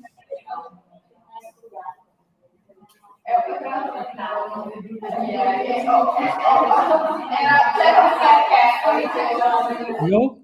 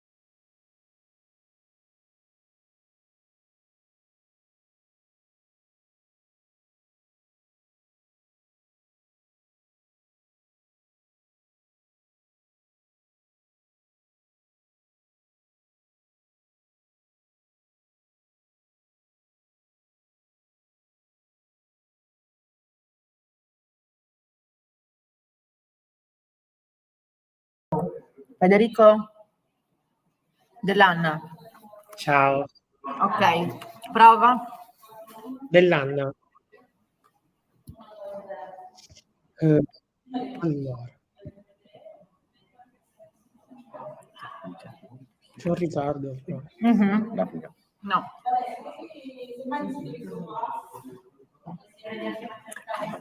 Now we are going to have a problem because we are sharing and we cannot stop sharing because we have the other message. But we can do for 1 second, stop sharing. Okay, great. Prova che abbiamo fatto stop sharing. Sto condividendo.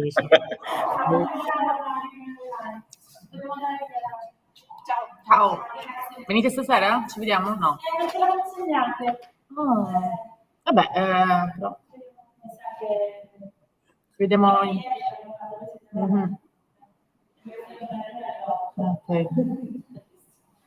Va bene. Ciao. Okay, it doesn't work. I don't know why. It's not working. Because if you do share, then there are different possibilities that you can share. You have to select it's the third icons. So the first one is the microphone, then you have the camera, and then there should be the third one from the left that is sharing, okay? Then if you select sharing, there is a possibility of nothing is appearing on your computer after. If not, we can do it as well. Okay, otherwise send me the PDF. PDF is better. Do you have it in PDF or in PowerPoint? Both. PDF. Okay, we will send us the PDF. Send me the PDF and then I will give you the USB. Thank you. You're welcome.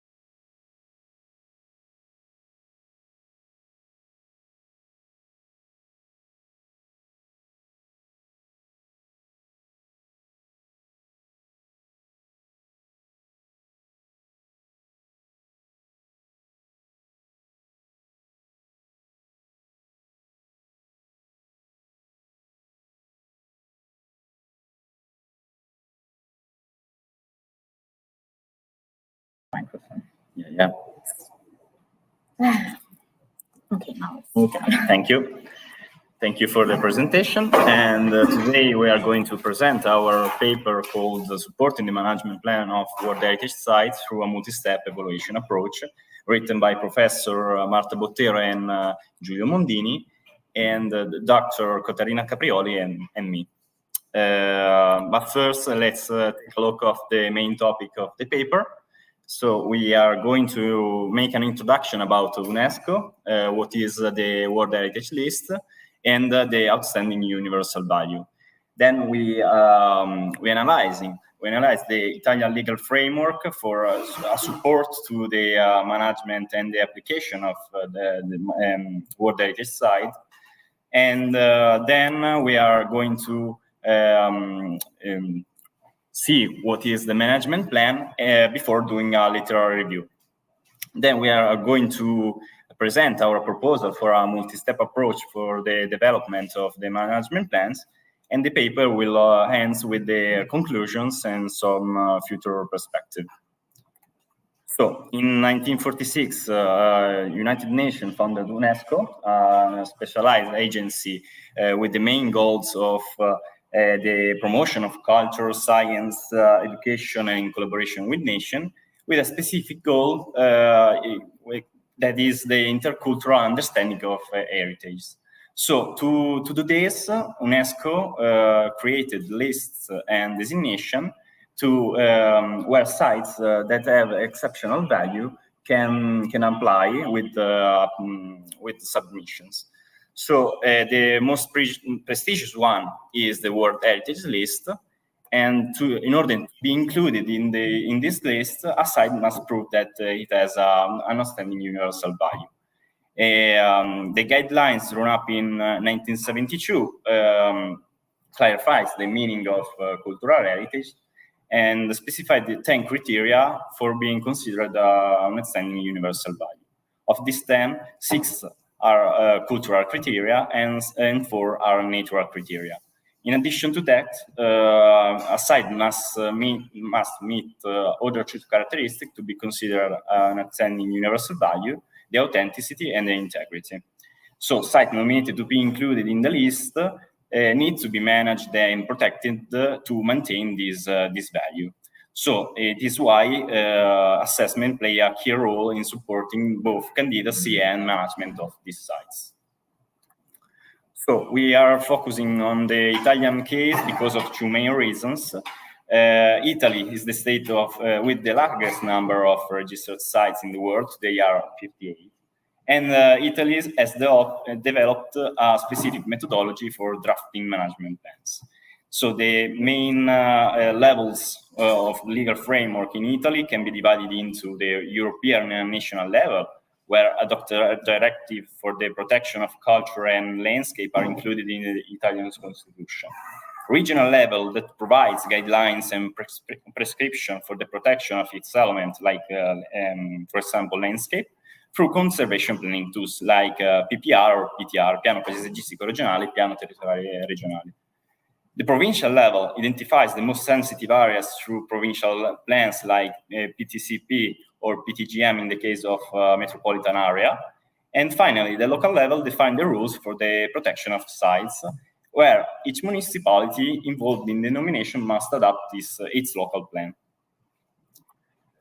So, to facilitate this process of candidacy of these sites, the guidelines drawn up in 1972 required that each site produce its own management plan. What is management plan? Is a tool to evaluate and manage the anthropogenic dynamics that can lead the protected site to be damaged. And it defines how to manage the resources of historical, cultural, and environmental nature. And also it's able to guide urban and economic planning choices. These plans should address the combination of heritage protection and sustainable territorial development that can be understood as a support for the environmental and cultural resources to be protected, but most importantly, as a means by which heritage contributes to improving the environmental, social, and economic dimensions. However, there is no unique way to develop these plans. UNESCO provided a few helps in tools and methodologies to do that. But there are two main documents that the Italian Ministry, drawn by Italian Ministry of Culture in 2004, and European Union can support this development of these plans. To have a complete overview of the most useful evaluation methods to support the development of these sites, there are examined also two other kinds of documents: the scientific papers regarding the evaluation methodology employed in the development of management plans, that provides some assessment method, but without telling us at what stage they were being used. And existing management plans that indicating instead in which state the certain evaluation method are found in the management plan.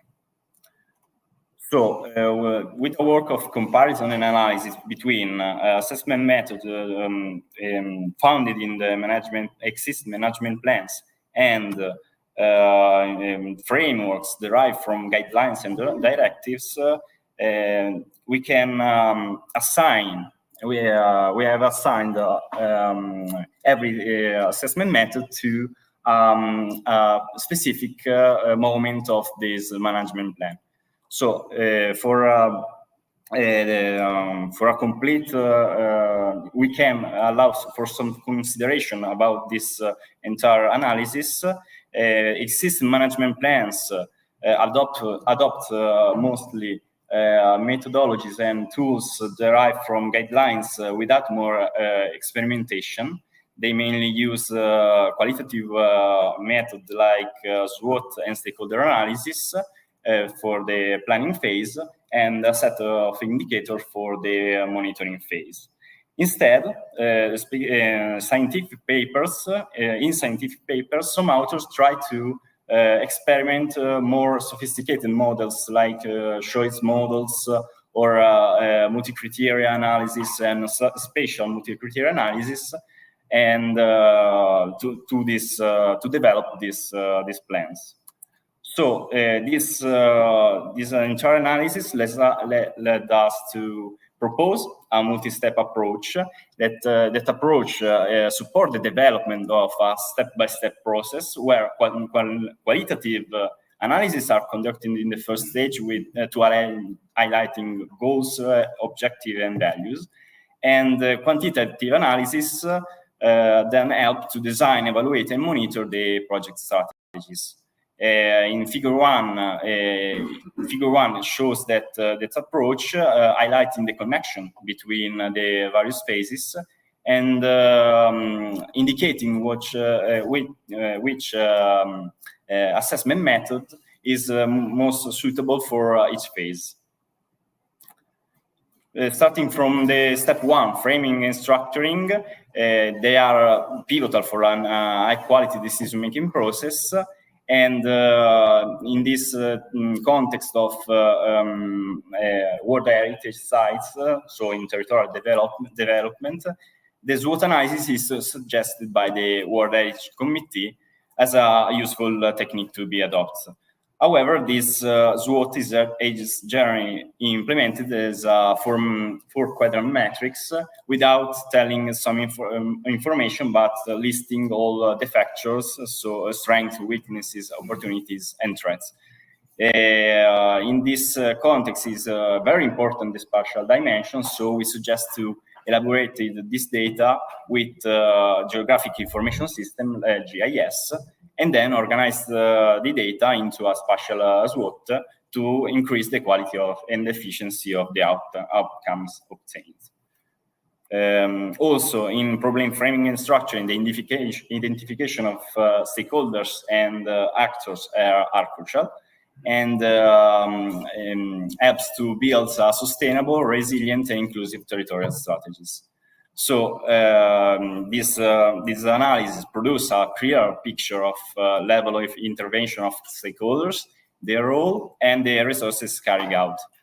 So at the same way as SWOT analysis, this is suggested by the World Heritage Committee, but at the same way as SWOT, they mostly list all the stakeholders without telling some information that can be useful for the management plan. After this preliminary step, the development of an assessment model of risk is fundamental for the conservation and management of the heritage site. And in particular, the analysis of risk has to consider both damages to the building and as well as the damages for environment. Caused by both anthropic actions or natural events. So for starting this phase, it can be useful to development ARIS matrix that is a useful and easy to understand tool to identify the level of risk according to the probability and the severity of the event. And once the matrix is filled, a set of indicators can be defined to monitor the most critical and certain risk over time. Other methods are the deep sea framework, spatial multi-criteria analysis, and spatial risk analysis tools.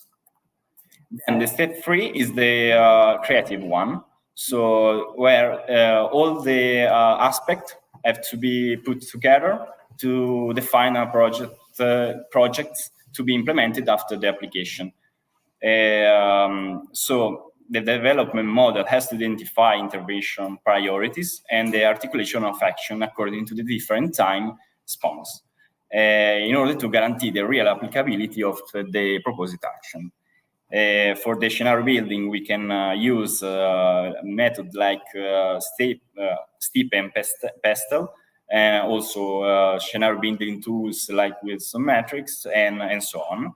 And in management plans, the analysis could start with interviews or focus group with the experts and stakeholders, then structuring the information gathered through scenario building tools like Wilson matrix. The application or the management plan of a tentative site of World Heritage List ends with the final step, the monitoring, with the definition of a current set of indicators useful to take a picture of the state of the system. And in particular, there are several procedures to organize them, such as deep SIR or multi-criteria analysis. And eventually, multi-criteria analysis can be used to produce a synthetic index that analyze the overall trend, including all the indicators obtained into the analysis. So in this way, this plan is able to guide the definition of mitigation and monitoring the action in the analysis. So the research in conclusion, the research investigated the evaluation methods and tools that can support the nomination for a World Heritage List, and in particular the development of these management plans. And the study started by analyzing recent papers and management plans to understand which methodologies were the most useful and used. And the analysis show that SWOT analysis and stakeholder analysis are primarily adopted in the planning phase, while a set of indicators for the monitoring phase. Some management plans show that service and focus group can be useful to in this phase to collecting information and data, and the use of GIS is useful for all the entire process of application. This in-depth analysis results in the proposal of this multi-step approach, able to guide the entire process of management plan development for the World Heritage sites. The proposal starting from the structuring and framing goals, framing and structuring goals, as well as and ends with the design, evaluation, and monitoring of the project strategies. So the future developments can be the application of this method to sites nominated in the World Heritage List. Thank you for that.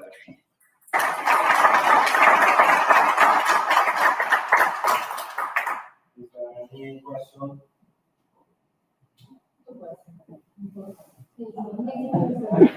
No, it's actually more a curiosity than a question. First of all, thanks a lot for the work and the presentation. I find it really interesting how you try to take into account different methods and always attach them to different phases. So it's a bit more clear what to use when. But I had a curiosity in mind, listening to your presentation, in this multi-step approach, what role do you see for stakeholders? Especially, do you envision a role in the management itself or not? So the stakeholder can be used this method because if you think of local authorities, for example, that this approach can be useful for them to have a guideline to take the most useful method for each phase of their process, because are long and articulated processes. So thinking of public authorities or organization that have to manage this site, this tool can be useful for that. So I think that stakeholder can be included in this approach by particularly in the design of the strategies, because these strategies of the project are must to be cooperated interaction between different stakeholders, like authorities, but also population and management stakeholder in general. So maybe also in the planning phase, with the knowledge about the territory or the specific site that need the application. So particularly in all step of this approach can be the stakeholder can be involved. Thanks. I have also a question for you. Okay, we understood that the multi-phase framework is devoted to, for example, the tentative list, okay, of extraordinary landscapes, for example. But I think that this methodology can be also used for the monitoring phase, in the sense that we have to ensure the state of the conservation of the UNESCO site that is inscribed in the World Heritage List. So when the strategy, we must necessarily evaluate the impact on the integrity and the authenticity requirement for the scripture, but also the natural or cultural criteria. Because this is very important, otherwise... Ehi, adesso sto vedendo la ragazza lì, la vedo. Yeah. So this is a future perspective. I think it is really relevant. Yeah. In fact, this aspect is crucial because, maybe I skipped that part, but the evaluation is the most useful, the most important part to maintain the outstanding universal value, because if a site not maintain this value, can be shifted by a list, the danger list, and then get outside from the World Heritage List. Thank you so much. Thank you. Yeah. Ah, okay.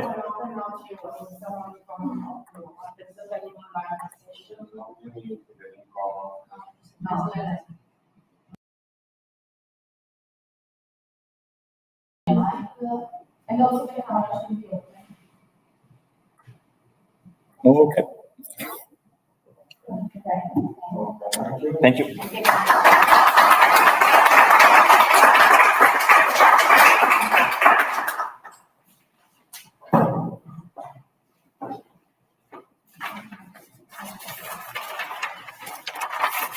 So we move to the second presentation that is entitled Evaluating Nature-Based Solutions Impacts, Preliminary Framing of Assessment Methods. It is presented by both of you, so Vanessa Summa and Giulia Datola.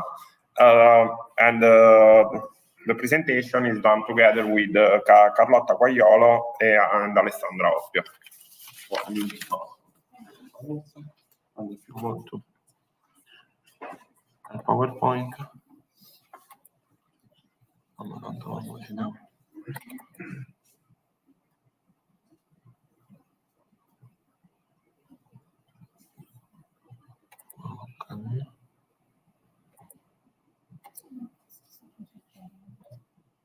Do you see the screen? Thank you. Okay. Good morning, everybody. I am Vanessa Summa and Giulia Datola, and we are going to present a preliminary insight about the evaluation of NPS solution impact, and we are going to present a literature review on specific spheres of NPS. Particularly, the preliminary insight is devoted to an increase in the knowledge of the impact by NPS for supporting climate resilience planning.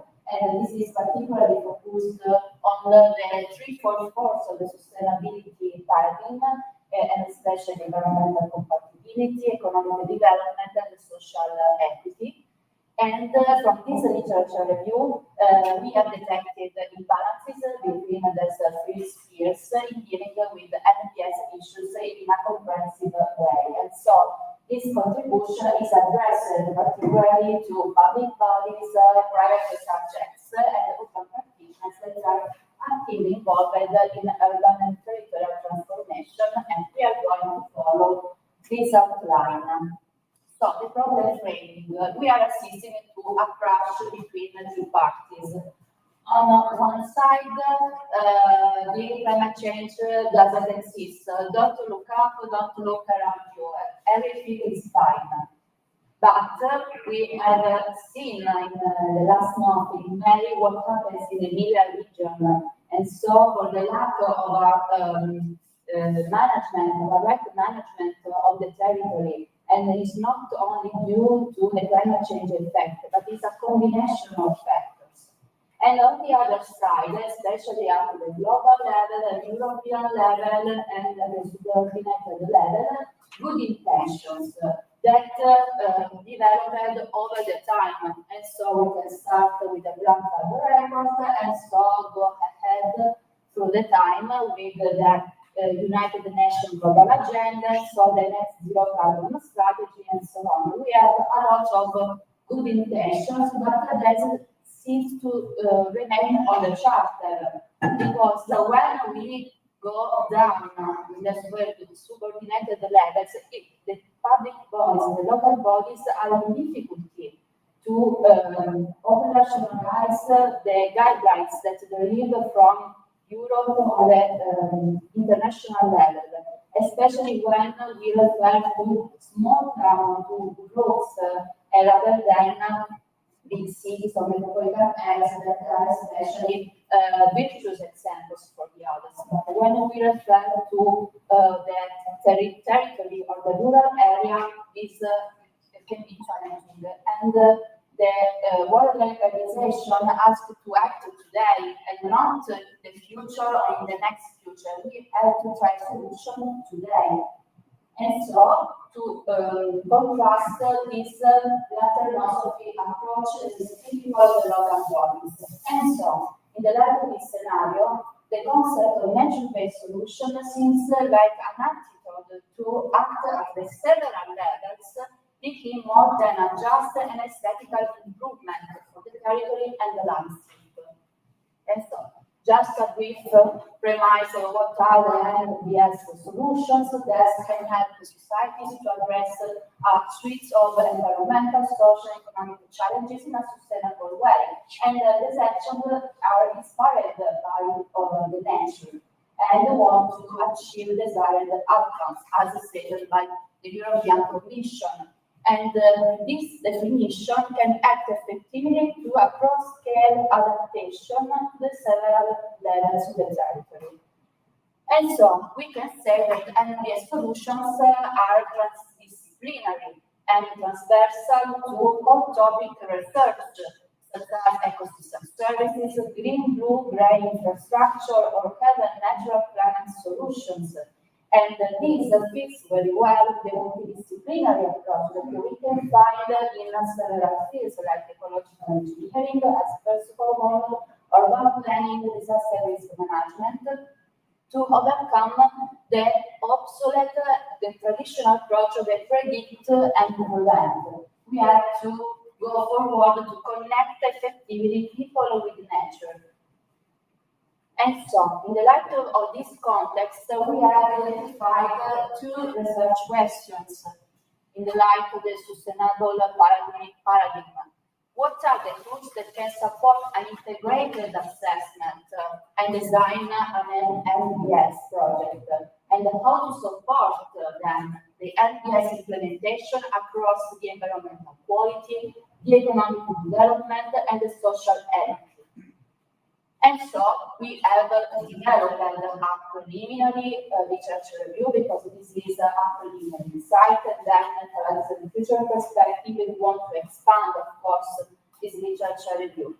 By the way, this includes quantitative, qualitative, monetary, and non-monetary methods to address NBS impact in urban territorial transformation.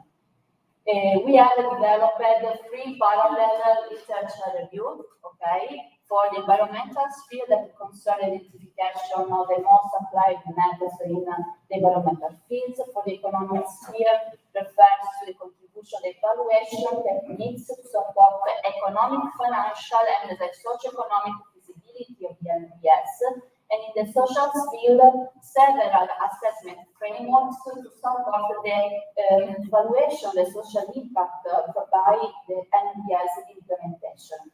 Another element that can be useful for the audience is that this literature is focused on the multiple risks connected with the NBS rather than the individual risk. And so, for this slide, we can see the environmental sphere that refer to both the sides of the risks, so the individual risk, floods, landslides, earthquakes, and so on, let's say, and the combination of the occurrence of multiple risks, okay? And so we can refer also to the black swan effect. The spatial dimension of this can act through the multiple levels, okay? And the climate change aspect, because we can have a general overview and then scenario. So, a detail that I'm missing before is that the research review is developed for the moment by considering the Scopus database, okay, for the 3 sites of the literature. And so we have asked a set of values for each dimension. For example, with the environmental sphere, we have asked the keywords NBS, impact, ecosystem services, biophysical, all the keywords that are close to environmental field. And in fact, the year of coverage is almost 20 years, okay, with respect to the others that we will discover in the next slides. And a screening was performed based on the abstract, and the papers related to the urban resilience, ecosystem mapping have been excluded, as well as the stakeholders' risk perception to promote NBS or specific agricultural field.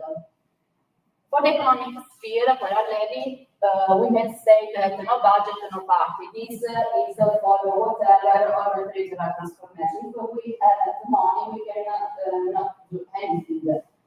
But more recently, public organizations, but also private subjects, have recognized that good value for money can be expressed by NBS. And at the same time, we can assist to a financial gap between the urban territorial projects and the NBS projects. Despite the high interest in the field, the literature research has highlighted that the economic side of the NBS is not sufficiently explored yet than the environmental and the social spheres. And here we can see a number of queries asked to Scopus just to identify the matching between NBS and the economic evaluation, financing, benefits related to the main project phases. Okay, then we start with the project idea, definition project, and executive project. And there are very few contributions that can support each phase of an NBS project. I want also to stress that the results that we have found are very recent. They refer to the last 7 years. And we have, for example, a total of 18 results. And then when we filter or combine other keywords, the results decrease, okay, to 1 result or 6 results. So it's a very recent interest in this topic. And for this reason, we have also provided some inputs.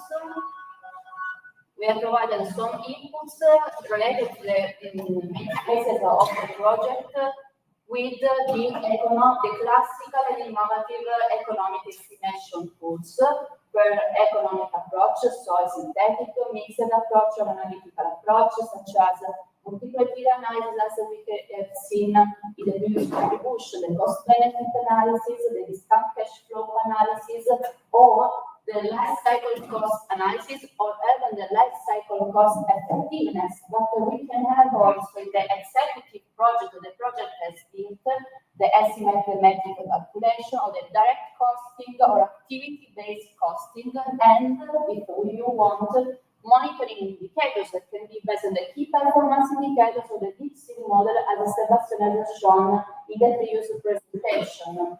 And now I will go to the lab. And for what concerns the social skill, because as we see before, the NBS are affecting both and all the dimensions of the sustainable development, we came to investigate how the social inclusion and stakeholder participation have been examined within the implementation of NBS strategies, as well as if there are some evaluation methods that are able to address and communicate the efficiency of a network-based solution in reduce the exposition of the population to environmental hazard, as for the reason we underlined before. And moreover, if network-based solutions are also able to reduce in some way the social vulnerability. So, for what concerns the social sphere, during the development of the literature review, we underlined that there is a lack of study of this topic. In fact, we developed 3 research questions. The first one is the combination of the network-based solution within social impacts, and we found 13 results. And moreover, the year are between 2021 and 2023. So all the results are really recent.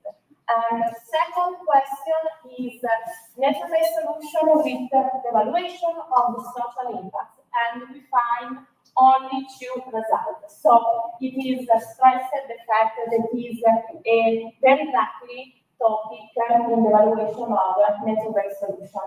And on the other hand, when we are asking network text-based solution with stakeholder participation, we find 21 results. So we can address this topic, so the stakeholder participation is the most investigated one. So in order to address which are the main evaluation methods that we can use or method that they have just used for evaluating this topic, we find many qualitative methods based on interview and questionnaire. For example, meaningful stakeholder participation and social impacts. But in the recent research, we have also some multi-methodological aspect and tool that include both indicators with interview in order to try to give a quantitative assessment of this part. And moreover, we can also underline that some of quantitative tools such as the system dynamics model can be also used as a participative approach in order to evaluate what the social impact by the perspective of the stakeholder included in the evaluation process. Okay, now we can pass to a discussion of the results according to the field spheres that we have investigated. And as highlighted by Dimitri and colleagues, we can see the imbalances that we have previously mentioned, and so it is quite evident that NPS are more confident with the environmental side because they born within the environmental discipline, the ecological economics, and so we have 60% of studies and researches that are collected within this cluster. But we can see how it's critical a percentage for the economics field because it is now under investigation, and we will see the let's say findings very soon. Okay, and finally the social field with 30%, so it's like in the middle between the two sides. Okay, now we can pass to the next steps. Okay, so from this preliminary insight and evidences that we are not to repeat again, the authors will deepen this literature review, expanding it with other databases, okay, and supporting the real planning evaluation processes by integrating biophysical, economic, and social impact techniques in a specific real case study, hopefully with a cross-level adaptation to the different situations. And so within a socio-ecological and technical system by, for example, supporting the invest modeling, or the calculation of net present value and application of a community impact evaluation. And so co-participation, co-evaluation, and co-design are three fundamental pillars for a winning NPS solution. Acknowledgement for the data that carried out this research with the Habitat National Research Center. And thank you very much for your attention.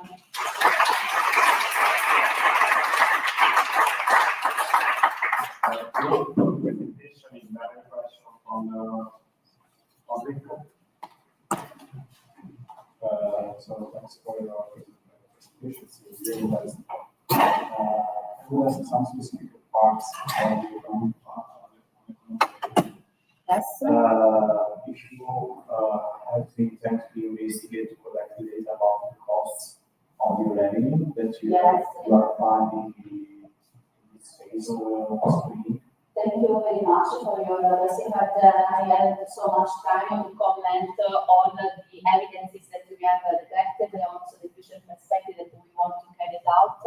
Of course, on the current state of the art, for example, we haven't fact sheets, that's official fact sheets where we have the several typology of nature-based solutions, like in this for the price list, the national price list, where we have building typologies, and it could be very promising to build, suites of official fact sheets, and associate each construction cost. Okay, and at that point, it is possible, in our opinion, to apply the traditional estimation techniques, such as, for example, sales comparison approach to the general appraisal system. We apply this in the real estate market. So at this moment, it's not suitable to be applied for the NDS assessment and design. But once it will be constructed, this database, and for hopefully at national level and subsequent step at the regional or local level, it will be easier to apply specific and traditional estimation techniques. Of course, it is easier for more recent techniques like life cycle cost effectiveness, of course, or the cost benefit analysis. In fact, in research, we have found a lot of cost benefit analysis because, of course, it's easier to be able to identify suites of benefits. If I can, I share some suggestions for you. Yeah. So it's important now that there are many works involved that are investigating the collection of which are transparent on investment for different types of solution. Also supporting the implementation of the value transfer method. It's more instrumental for estimating the economic impacts of buying products and services for the implementation solution. And the second suggestion is to compare the classification of national solution that you obtain by this review phase with the other ones that are proposed at the international level, and to assume, because there is a recognize that this national solution of the Italian auto that is more weight in terms of national solution, so sample classification, and it would be relevant to see main categories and fields of classification of national solution. And I think that with this approach, we rely on this important output. And last but not least, to repair national solution at territory context, because there are online platforms that are realized about the national solution implementation. Nature networks that are investigating the realization of national solution at worldwide. So if you can match this information. So, much appreciated. Thank you very much. Thank you for the presentation. Actually, two questions.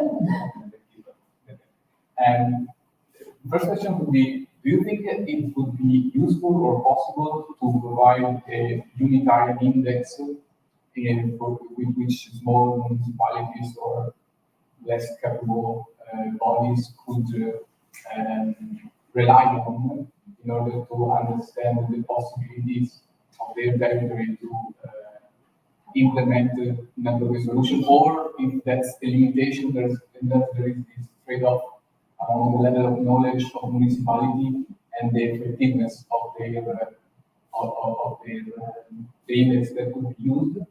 And the second one, if there is any possibility or if it would be interesting to provide some sort of probability distribution of the effects in case of different pathway of the climate change. For example, we want to provide development system, the business as usual, or some mitigation in place. Okay, so thank you for the question. So first of all, the implementation of the solution is actually a challenge because several municipalities are not aware about how to implement, also because there is this challenge of evaluating and estimating the cost, so the effective cost of the implementation. But the challenge is working in this direction also with the classification of psychology, for example, according to their degree of tech or technology and so on. But for what concerns the index of evaluating network-based solution, in literature there are many indicators that can evaluate network-based solution in their multidimensionality. Okay.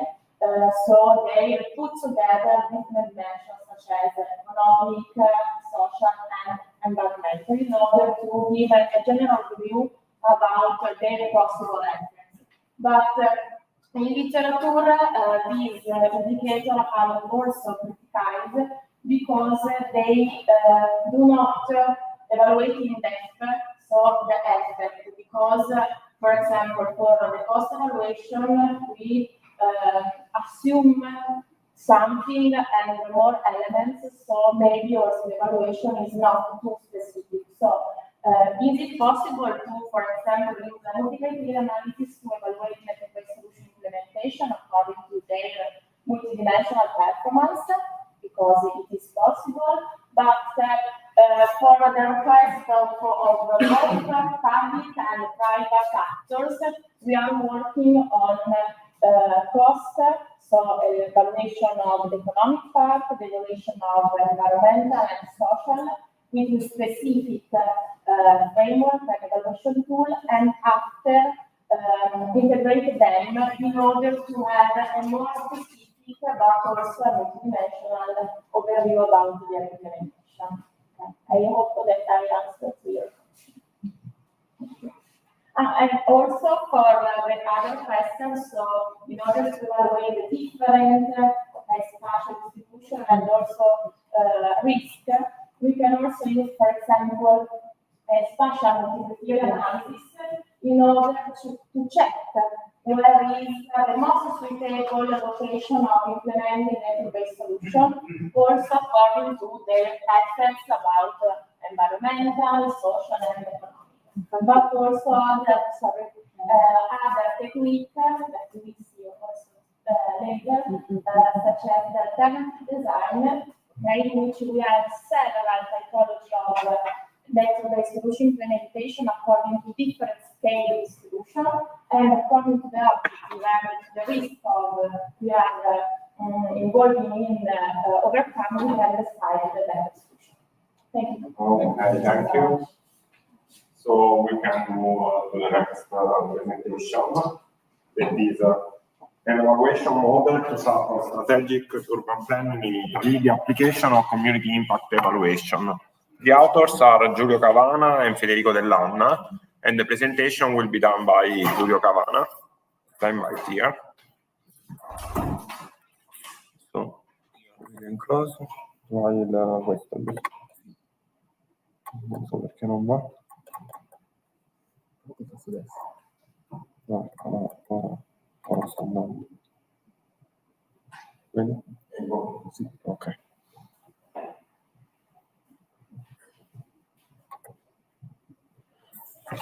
Ok, grazie.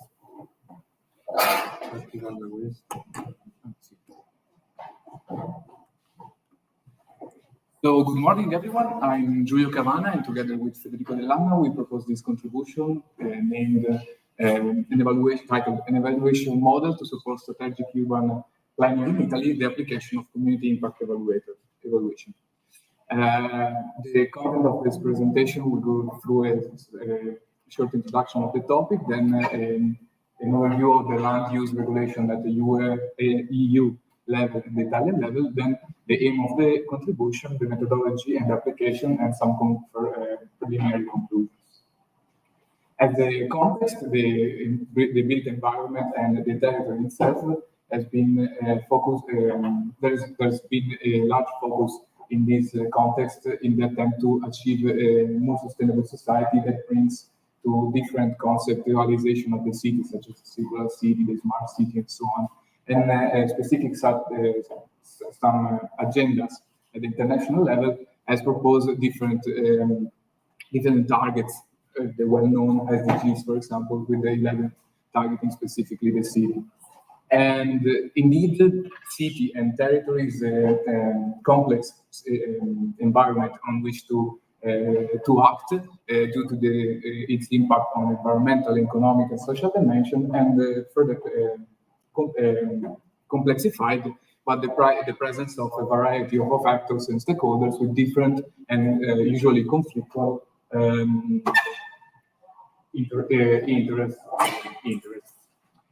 And at the European level, in this context of the increasing pressures on cities due to climate change, for example, and disparities in the society, land use planning are viewed as one of the tools that could be still used and still have the possibility to put together stakeholders' interests, and to balance the different exploitation and the capabilities of stakeholders in order to achieve a balanced development.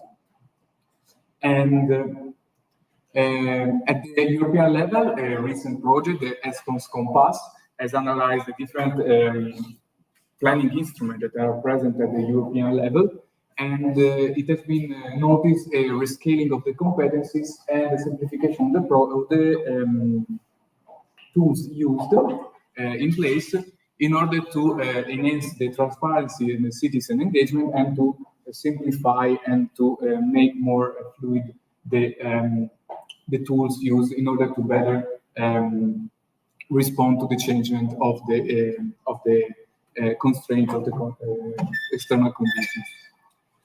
At the Italian level, the same redistribution of competencies and the general restructuring of the land use regulation tools is still evident, and historically the old national level of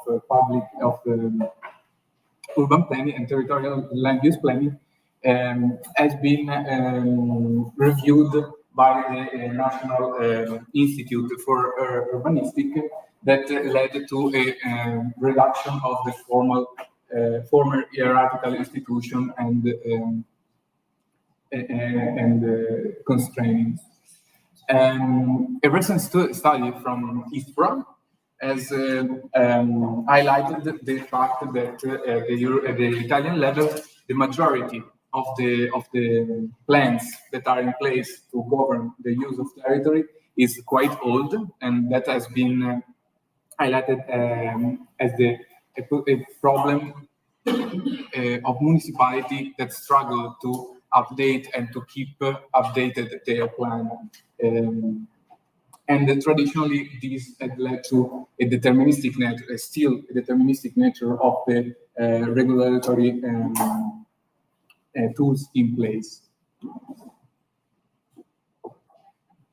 Therefore, a recent trend also at the Italian level is the one trying to provide a more strategic and programmatic component together with an operative component of the planning in order to keep together two different, a more flexible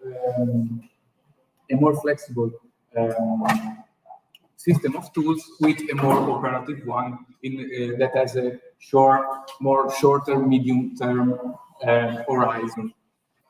The new strategic definition is grounded on two main concepts: the network and the vision one. The network is the one seeking to expand the consensus among the stakeholders in the use of land, and the second one is the vision, in which there is the attempt to achieve an agreement of vision of the future trend that the layout of cities and territories could achieve. This new paradigm is based on two main levels, the one of the knowledge and the one of communication. Knowledge has been still seen as an important part of the production of this kind of tool, that has been also stressed by the fact that the shared knowledge of the status quo could be the grounding on the future shared definition of the direction that the urban planning could take. And this also show the willingness of the public to make explicit the process of evaluation and the process of decision that is carried out. While the communication level attempts to try to engage with the citizen from the starting point of the process of the construction of the plans, and also that has led to recent experimentation, for example, in the Bologna case, in which the urban design is trying to make a space into the planning discipline in order to better present the information to the public and to achieve a more co-creative way of defining this kind of tools. Still in Bologna, we can see several good practice, best practice in the Italian context. For example, the patto per l'amministrazione condivisa, for the shared administration of the commons, the PAT deal, and this is an attempt to co-create and to share the planning process of the construction and the administration of the public goods and the development of the territory. This new path that the urban planning is taken in the Italian and higher in the European level needs some sort of evaluation tools to systematize this relationship and this negotiation of the goals and of the objective among the stakeholders and the citizens themselves. Therefore, there is this kind of need. There is this need of providing evaluation tools that could be shared and clear among the stakeholders involved in the process. Therefore, the aim of this contribution is to take this path that the planning system is taken in terms of simplification of procedures and the transparency of citizens' engagement, in order to provide a formalized tool to increase both the participation and to make it clear to the public, and to be able to assess the impact that the strategic vision that we saw as a trend of the modern urban planning in the two levels of the governance, to assess the impact that this strategic vision could have real in place in the urban context. To do that, we expand a methodology that has been called DADO, that has been proposed by Professor Dell'Anna and Professor Dell'Ovo, with the expansion of the scope that was initially proposed as the evaluation of project to the evaluation of the process of plan definition. It starts with a SWOT analysis and a stakeholder analysis in order to understand the status quo of the place in which the plan would take place, and then the first evaluation of the impact that the already present condition would have on different stakeholders would give a qualitative assessment of the status quo in a community impact evaluation matrix. Then, after the definition of the objective that the plan would carry out, there would be the possibility to iterate the process in order to understand what are the different evolution of the impacts related to the action carried out in order to achieve this goal, this objective, in the T1, let's say, after as a provision of what would be the impacts of the plan in place. I'm not going to go in detail because you all know this methodology. We also saw them quite a lot in these presentations. And first of all, then there's what rationalization of the status quo in the four categories of strength, opportunity, weakness, and threats, and then the evaluation of the stakeholders, present in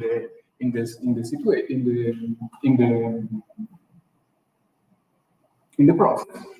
And then we go through the community impact evaluation that map the impacts. So therefore, in the specific declination of the steep analysis, on the stakeholders that are present in the process with a qualitative assessment.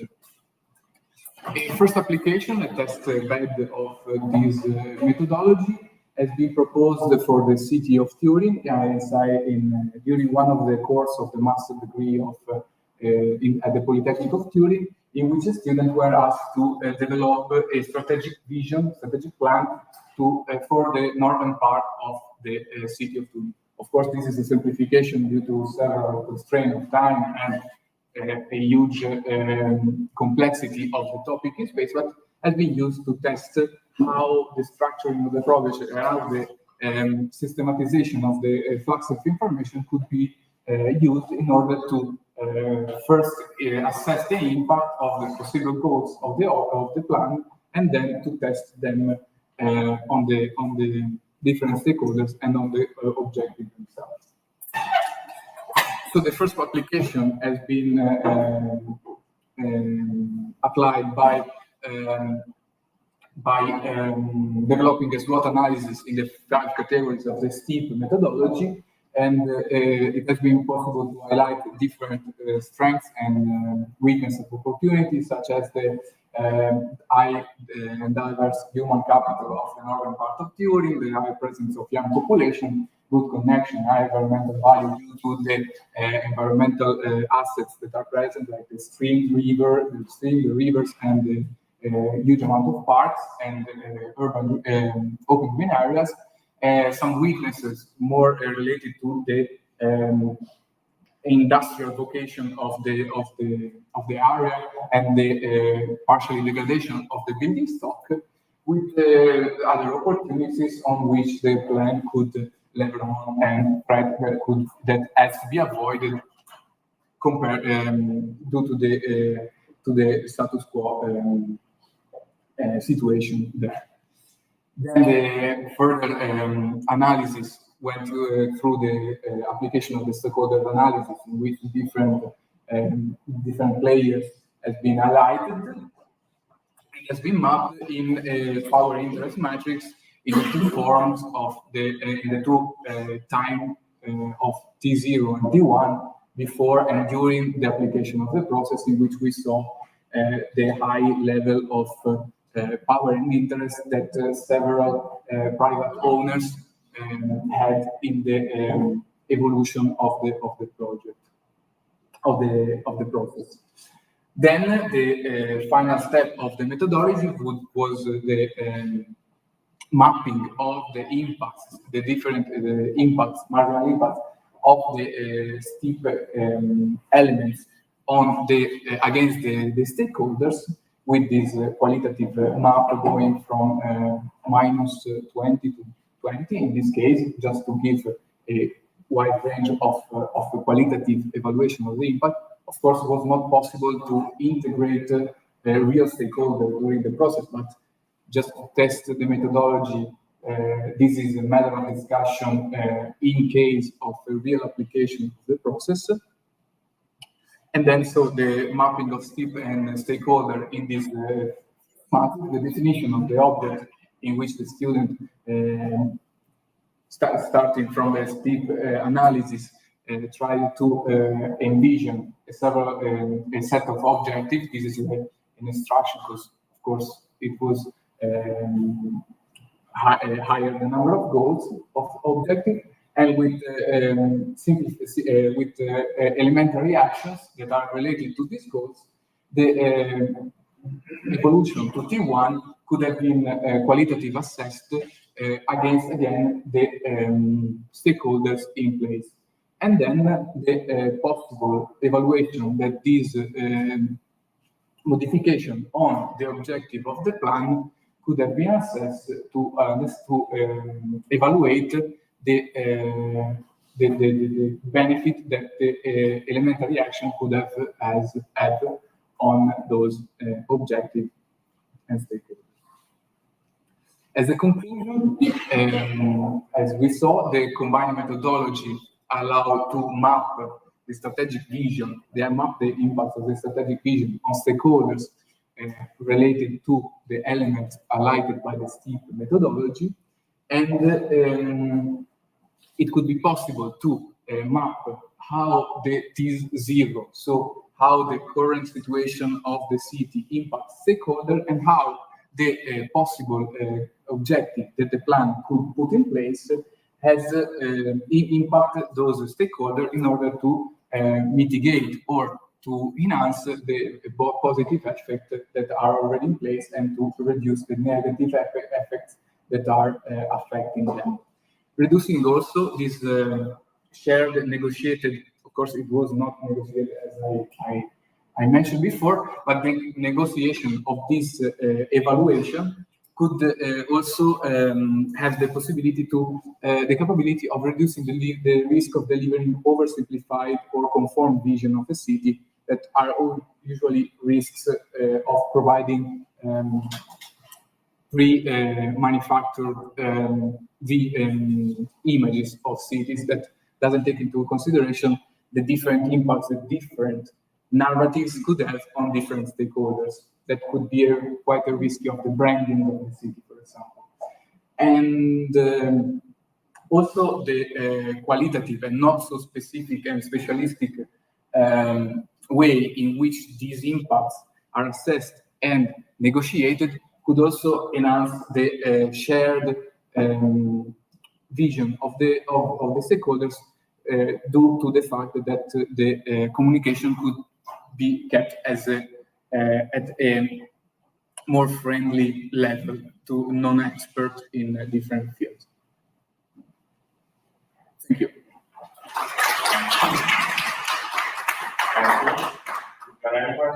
Sorry, I have to credit for this image.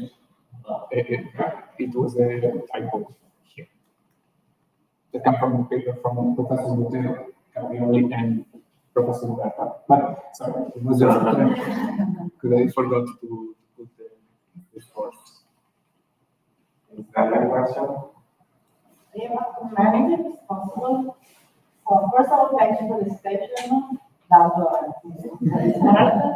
I have one comment that is not pertinent with the work that you've done, but more the terminology that you are using. Because I got a critical comment for the use of elementary action. This is something that we use in Italy, the azione elementare. But actually, in the international context, elementary action means that it's an action that is made by babies. Okay. So it's not coherent with what you are thinking about. So, because we think that elementary action is something that is simple. I mean, a simple action that is not a combination of different actions. While in the terminology, elementary action means something that is different from what we use. This is not a criticism, but it's something that is a suggestion since I got a criticism. As a constructive criticism, sometimes yeah, that we were discussing during the workshop of the And then I would like to have your opinion about the community impact evaluation. If you think that it's a flexible or not methodology, because actually for general planning, land use, also planning, because actually it's mainly providing also some constraints. So if you think that it would be flexible, if it's flexible, which are maybe also the critical issue of this approach? I think, and that was interesting to see the application in the context of this, let's say, a laboratory environment. Is that was the context of the master course, because it's I think one of the most important things is the possibility to make the process iterative. So the fact that you can keep the evaluation as discursive, let's say somehow, it would be useful to be able to go through over and over in an iterative process with the stakeholders. So in that sense, I think it's flexible in that sense, because you can negotiate in this application what I think is an impact on a category, how that category could see that impact. So it's like a common ground of evaluation. So I think in that sense it could be useful for its flexibility in that sense. Okay, thank you. So we can move to the next paper. This is a virtual presentation. So I'm going to help the authors in going further with the presentation. So the title of the work is Renewable Energy Sources and Ecosystem Services, Measuring the Impact of Ground-Mounted Photovoltaic Panels. It's going to be proposed by Caterina Caprioli, Federico Dell'Anna, and Francesco Fiermonte, but is going to be presented by Caterina Caprioli and Federico Dell'Anna, that are online and are also the co-chair of the session. This one is the presentation. Can you see the presentation? Yes, yes, Marta. So just let me know when I have to move to the next one. View, full. Okay. Good morning, everyone, and thank you, Marta, for the introduction and scrolling also the slide. As mentioned by you, the contribution that I will present with Federico Dell'Anna and development in collaboration with Francesco Fiermonte from Politecnico di Torino is entitled the Renewable Energy Sources and Ecosystem Services, Measure the Impact of Ground-Mounted Photovoltaic Panels. And the presentation, as you can see in the outline, will be structured as follows. An introduction will frame the background, the target and the issue of the research, as well as the research aim.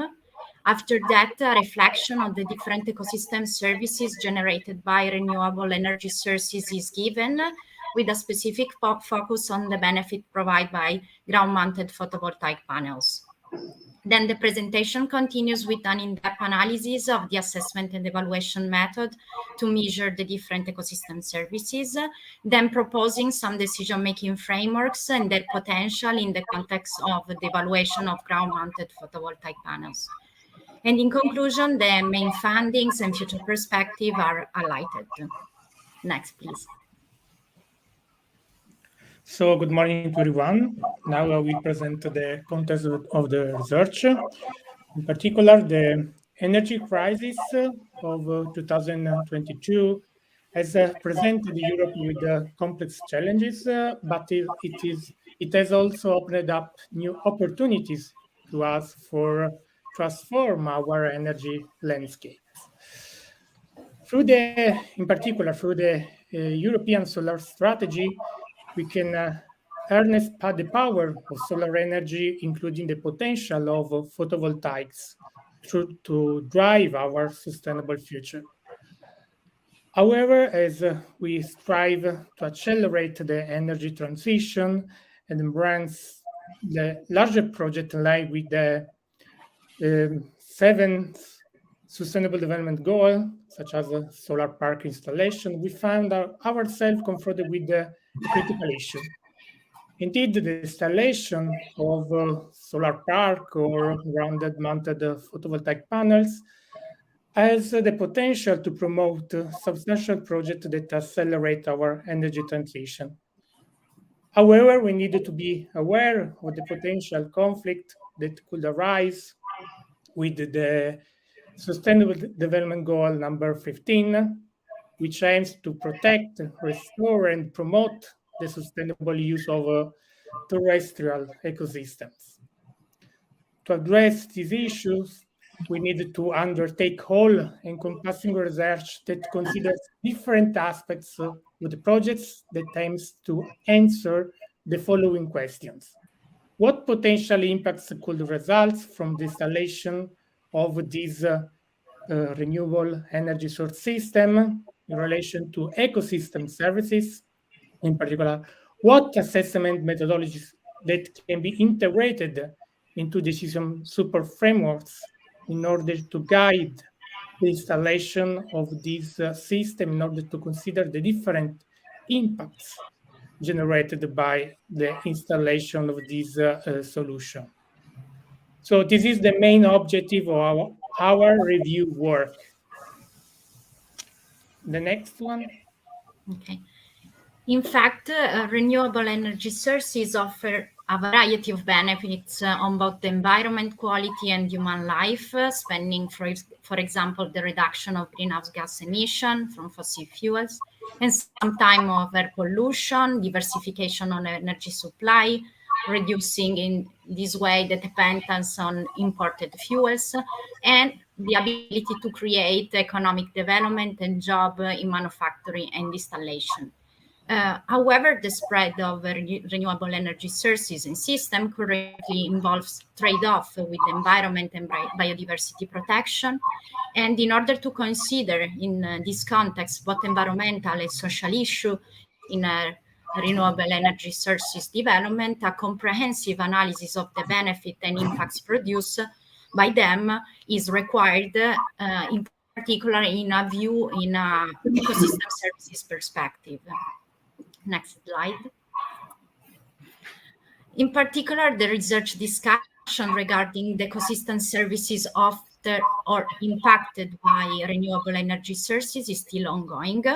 In particular, from the classification, renewable abiotic energy and renewable biofuels have been included as services, and a recent research by Shekhand and colleague referred to them of renewable energy system and resources as renewable energy ecosystem services. However, as also mentioned before, renewable energy sources is also viewed as problematic, both in terms of provisioning services, regulating and maintaining, and cultural ones. First of all, one of the most critical impact on provisioning services generated by the development of all renewable energy sources is land use competition. Then there are several other impacts that can be observed on the habitat and therefore on regulating and maintaining services. For example, wind power may have a disruptive and disturbance effect on the air route of specific birds or other species. And deep and near surface geothermal system can modify habitats due to soil temperature changes. And also hydropower can affect various physical and hydrological alterations, resulting in habitat and biotope losses and decrease in ecological integrity and connectivity. With respect to cultural services, in addition, renewable energy sources can have a visual impact on the landscape. Next slide. So, ground-mounted photovoltaic energy system is considered to have a minimal adverse effects on the environment. In fact, unlike other energy sources, it doesn't not generate noise or release harmful chemical pollutants during its operation. These characteristics make it an attractive option for both urban and non-urban settings. But on the other side, one concern is the visual impacts of this system, especially when installed on a large scale. Indeed, their presence can alter the aesthetics of the surrounding environment. In area of natural beauty or cultural significance, the introduction of these infrastructure elements may be seen as intrusive. Next one. Let's start to analyze the different ecosystem services and possible solutions to be evaluated according to the categories identified above. The first one is the provisioning services, particularly in relation to the land use and food production. When these plants are installed in area previously used for farming, they consume land and occupy space that could have been utilized for cultivation.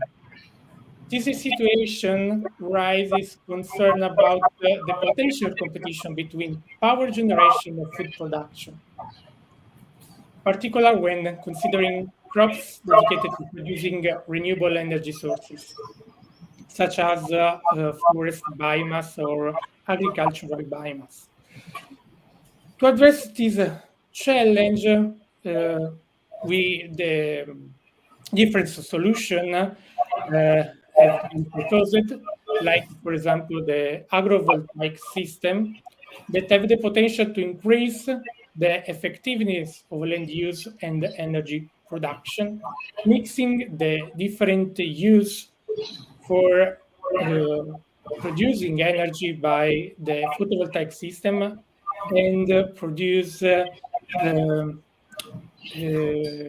vegetation for underground these photovoltaic panels. Next one. The impacts associated with the ground-mounted photovoltaic system on regulating and maintaining ecosystem services can vary depending on the previous land uses. If, for example, this system are installed on brownfields area, such as former case or former industrial sites, they can have positive impacts. By retrofitting this area, photovoltaic system can help remediate and decontaminate the land, transform it into productive use, and contribute to the revitalization of the surrounding community. Otherwise, consider is the potential fragmentation of ecological corridors for some animal species due to the fencing required around the area for installation of the system. To mitigate this problem, careful planning and design can incorporate wildlife-friendly passages and alternative connectivity measures. Next one. This system, while promoting clean energy generation, can have unintended consequences when it comes to the landscapes they occupy, particularly in lowland and hillside area associated with agriculture or cultural identity or recreational spaces. The presence of this system can disrupt the natural harmony and visual aesthetics of these environments. To ensure the compatibility and integration of this system within their surrounding context, visual compatibility standards can be applied in order to harmonize the installation of this system with the landscape. However, we know that it is not always possible to identify solutions to the reduction in ecosystem services issue of the environment where this infrastructure is suffered. And it is necessary to consider them in an integrated framework along with the benefits and cost of installation and the operation of this system. The next one. Moving to the topic of the evaluation and assessment of ecosystem services, these 2 or 3 decades of research and application on this topic have intensively investigated how to express their values and benefits. In particular, a first measure effort sought to translate this value into economic and monetary scale, since the loss or gain of ecosystem services often involve economic cost to be compensated or avoided.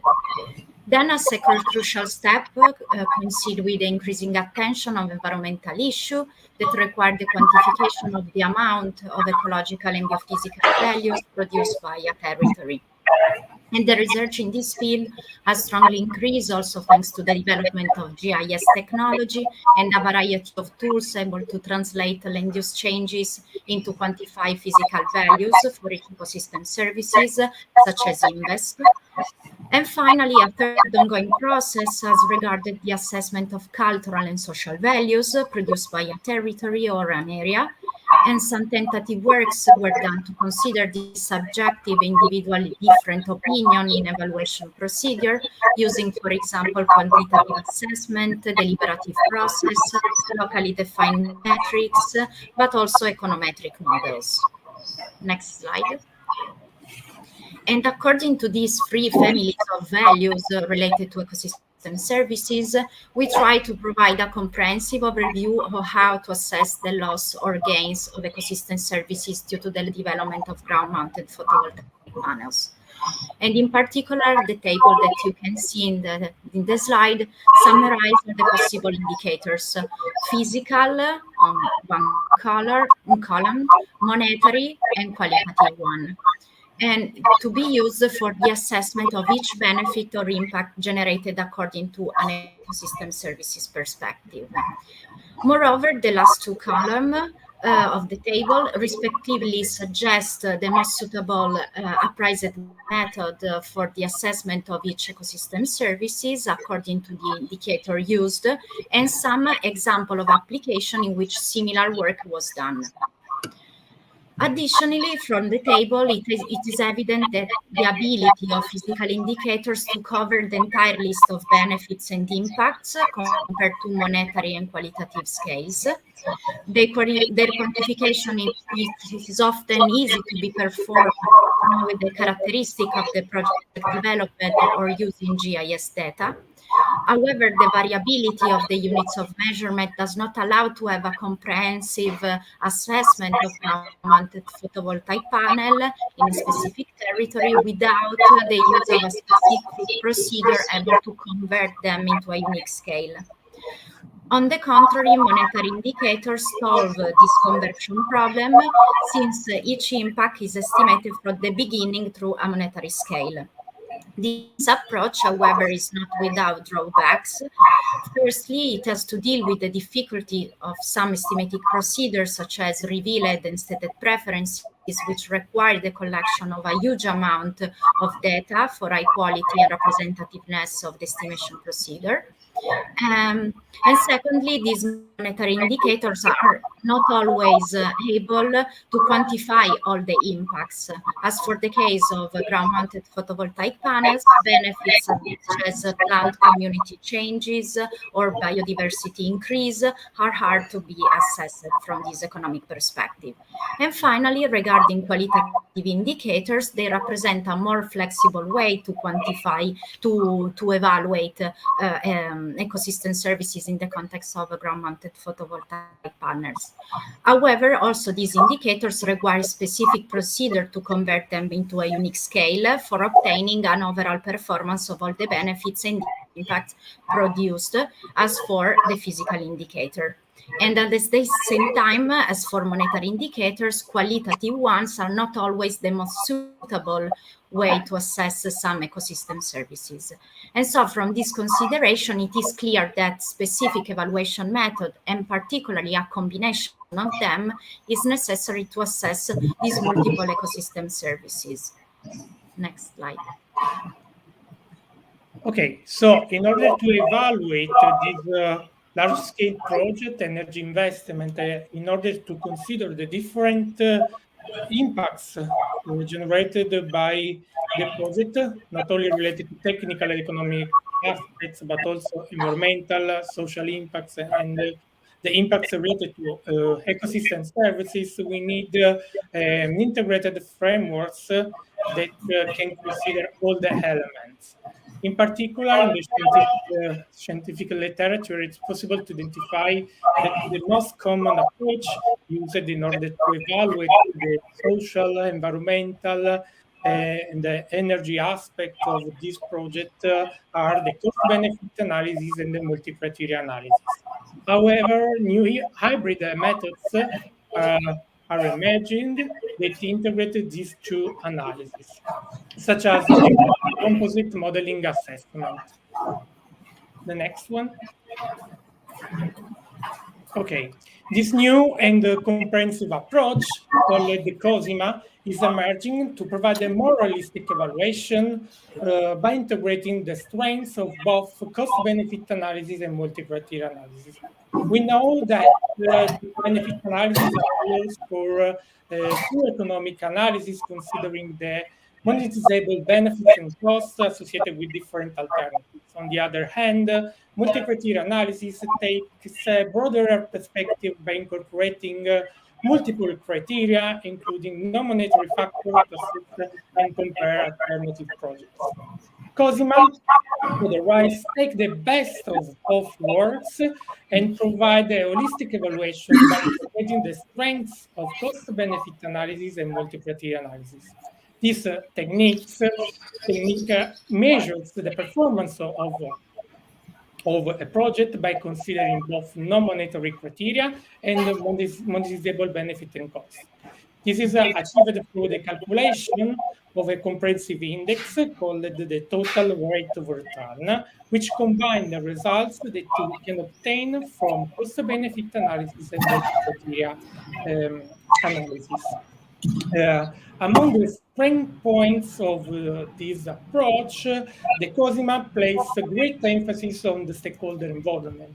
It recognizes the importance of capturing the different perspective of the stakeholder that will be involved in the decision-making process and incorporates stakeholder view through the decision-making process, like multi-criteria analysis. A notable feature of COSIMA is its consideration of time weighting. Time weighting, that is a very important aspect of cost-benefit analysis that allows for different value judgment of future impacts by assigning different weights to short-term and long-term effects. And this aspect is also included in the COSIMA technique. This different flexibility offered by COSIMA empower decision makers to effectively capture and quantify the social and environmental impacts of solar park and ground-mounted photovoltaic system. By integrating both monetary and non-monetary criteria, COSIMA provides a comprehensive assessment that goes beyond the traditional approaches like cost-benefit analysis and multi-criteria analysis. The next one. We have used all the time, so we close here, and this is briefly the conclusion. So if you have some question or doubts, we are for answer you. Okay, thank you.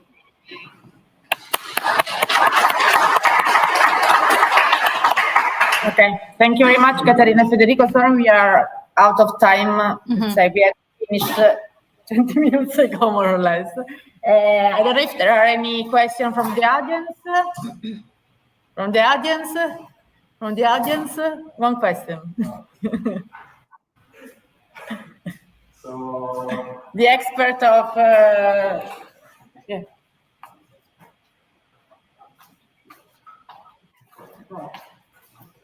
There is an important question from the audience. You can go.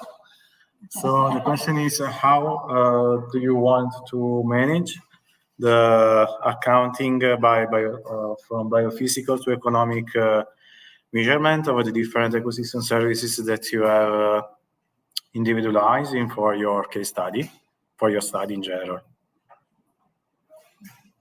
Do you hear me? Yes, yes.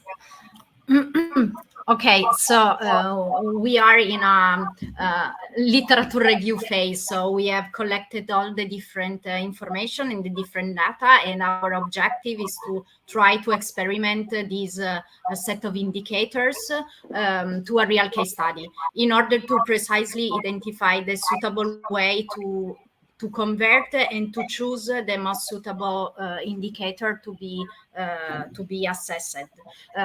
Of course, there are a lot of tools and methods that allow us to convert from a land use change, from a biophysical value to an economic one. So, for example, a first test, it could be to try to use these kind of tools that exist, such as Invest, but at the same time, we would like to try to directly measure the specific indicators, so the specific ecosystem services related to ground-mounted photovoltaic panels, according to the list of indicators that we have identified, that the specific methodology suggested in some way by the literature review. So I hope to be answered to your question. If Federico want to add something.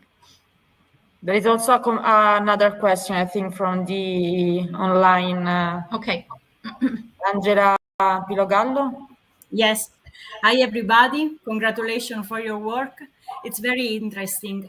I was wondering if you have any kind of consideration about the scale of assessment for the impact, because you mentioned a lot of ecosystem services, but in my opinion, they required different scale of assessment.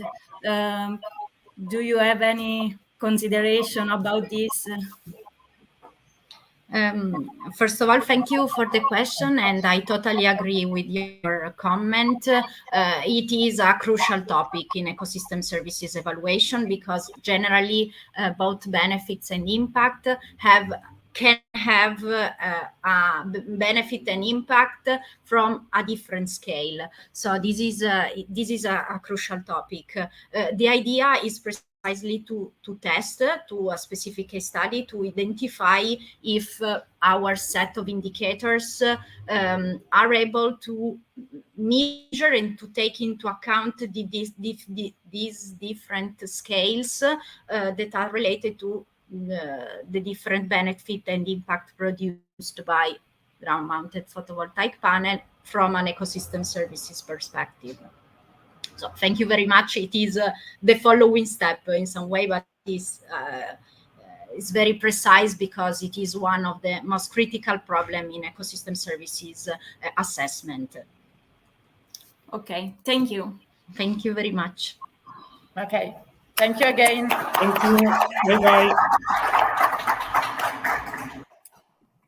So if there are no other questions, we can move to the last contribution. I'm just going to ask Giulia to maybe synthesize a little bit her work.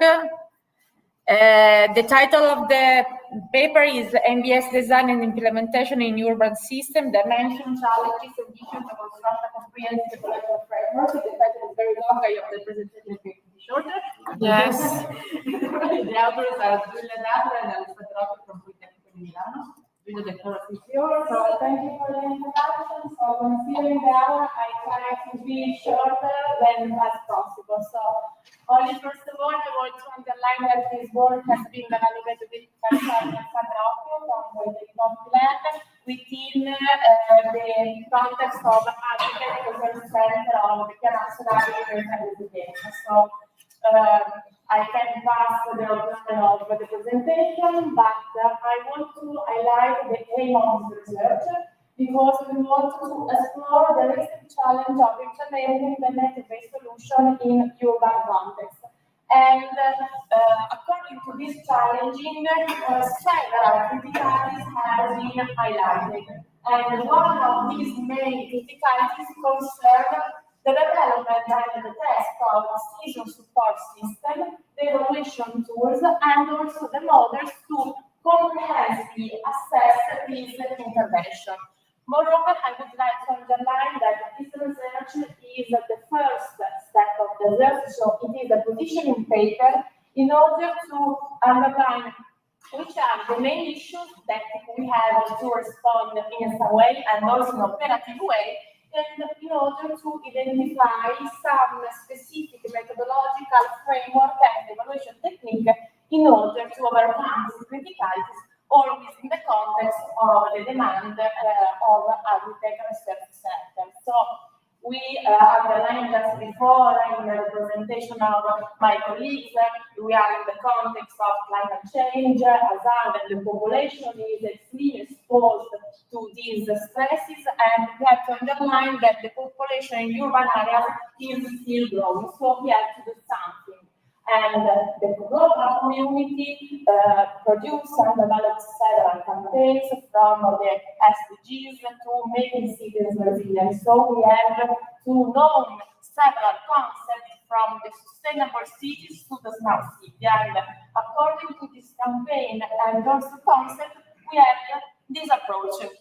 Already a net-based solution that are now seen as a sustainable approach to support the transition of sustainable and resilient development of cities. So we have just seen what are the net-based solutions and the fact that they involve the society, environmental, and economic dimensions. So they are also involved and aligned within different international framework, from the adaptation strategy to the more recent European Resilience Recovery Plan and the Piano Nazionale di Ripresa e Resilienza. And for what concerns the SDGs, they are mainly focused on the 11 and the 3rd, thanks to their inclusive approach and also natural component in order to overcome the climate crisis and also implement climate action. So, according to the research within the Agritech Research Center, we have to underline that the nature-based solutions are also aligned with the Resilience Recovery Plan at the European level because they have the task to mitigate the economic and social impact of the COVID and within the target of the green transition and also with the Piano Nazionale di Ripresa e Resilienza with the ecological transition that we are challenging now. So, what is the topic and the issue? Nature-based solution involves this dimension, so also the evaluation of their implementation in human system should or must consider this complexity and dimensionality. But how we can do this? So first of all, we start with the recognition of the critical issues and also tasks in the literature. So first of all, the nature-based solution concept is an umbrella plan. So it involves different intervention at different time scales, so with a different location and also with several development interventions. So it is difficult to classify them and also evaluate. So the second issue we also talked about before, the issue of the economic evaluation, so the cost and the quantification and the monetization of both cost and also efficiency after their implementation. The issue of the time scale within the evaluation, because we have to keep in mind that when we implement this type of intervention in urban context, we have also to investigate what their effect in time scale, so also according to short time, medium time, and long-term time. So, and finally, we can also consider the criticality of the spatial scale, as we underlined before, because we have to decide when implement this intervention and why. And moreover, we have also to keep in mind the social impact, as we underlined before, also because this impact can be different according to the different social groups. In fact, the literature underlines the fact that the implementation of nature-based solutions in some part of the city can also produce a negative effect called the green gentrification. And the last but not the least, the issue of considering the integration between the different impacts, because as nature-based solutions affect economic, environmental, and social dimension, these dimensions are interrelated. So also their effects are interrelated each other. So we have to consider also this cause effect between the impacts and also this dimension. So in order to sum up these criticalities in this aspect, nature-based solution involve environmental impacts that are the most explored as we outlined before, the temporal scale, the spatial scale, the multidimensional impact and social group, the real estate value that is related to the green gentrification, and also the cost of implementation. So, considering the fact that environmental impact is the most explored, we have to face this challenge and this research demand. So, how we can, in some way, overcome these criticalities? First of all, with the cost estimation of nature-based solution strategies, we can define a new nature-based solution taxonomy in order to classify them according to different categories. For example, the scale of intervention, so urban or scale of building, and also the degree of high-tech and other, in order to develop a sort of abacus, so a catalog of different strategies in order to support and simply evaluate the cost of implementation in monetary way. And also we can use the portfolio decision analysis in order to support the definition of the resource allocation according to different strategies. So supporting in this case not only the public bodies, but only the private body.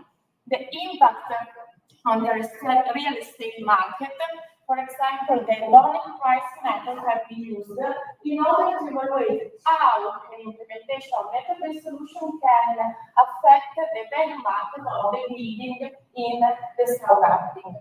The temporal scale, so we can, for example, use the system dynamics model for the evaluation of scenarios impact according to temporal scale within short, medium, and long term. And for example, for the monitoring phase of these strategies, we can also use the coaxial matrix in order to integrate all the dimensions within their impact and also correct in some way some strategies. For what concerns the spatial scale, we can propose the alternative design in order to evaluate from a panel of strategies, for example, comparing the strategies within different intervention as spot in the context of city with the more compact scenarios in order to evaluate which is the preferable one, of course, integrating it with the GIS. And last but not the least, the evaluation of the multidimensional impacts and the social groups, we can use, for example, the system dynamics model or the FAXI cognitive map in order to produce the map in which different variables, social, economic, and environmental, are put in this graph, and we can in some way identify how they are interrelated, but we can also use this map for a participative process, decision process, in which the stakeholders are made these maps by your own, so including their perspective and their impact.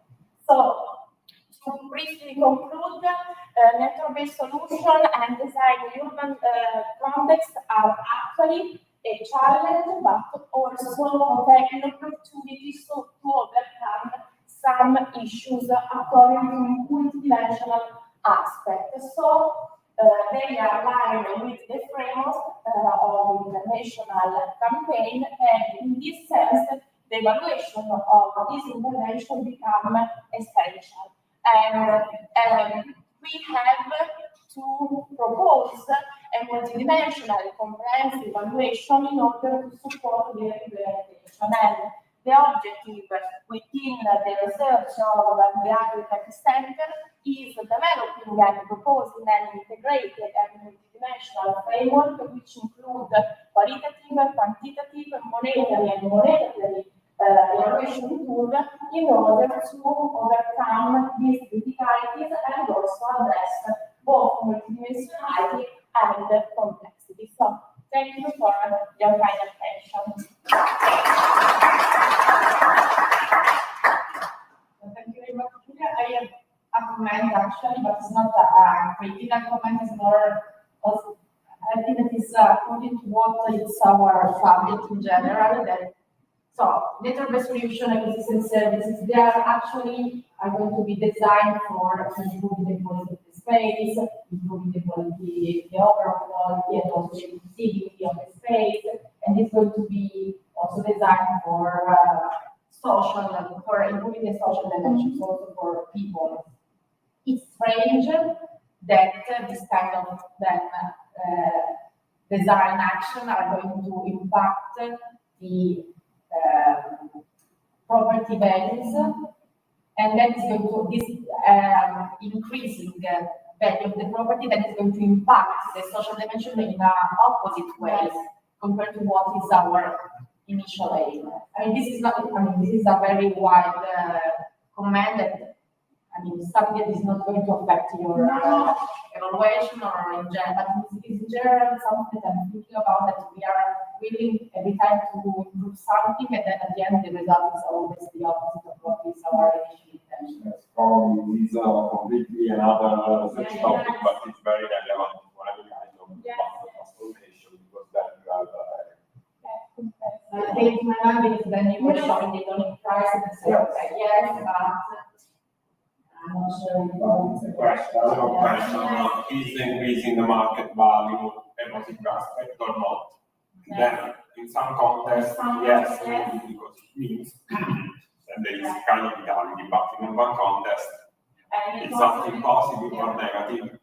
It also depends on the different social groups. So it is for this reason that we also provide some participants in the decision process in which actors and stakeholders involved can also provide their issues or also opinion about them, because yes, of course, the balance is really critical now. Maybe there is a level of identification that is acceptable, and it's also something new. Maybe in some very some very context or something physical, also safe. Maybe a bit of identification. We should understand which is the level of what we call identification that can be accepted. So before the session, I'd like to really thank before everyone at the technical assistance, because they've been here very helpful, and as you may also even understand what are our topics. I'm just going to say again our title of the session, that is Building Multidimensional Model for Assessing Complex Environmental System. I'm going to text the organizer of the conference, again our co-chair, Marco Rossetti, Lidia D'Atola, Vanessa Suma, Caterina Caprioli, Federico Dell'Anna.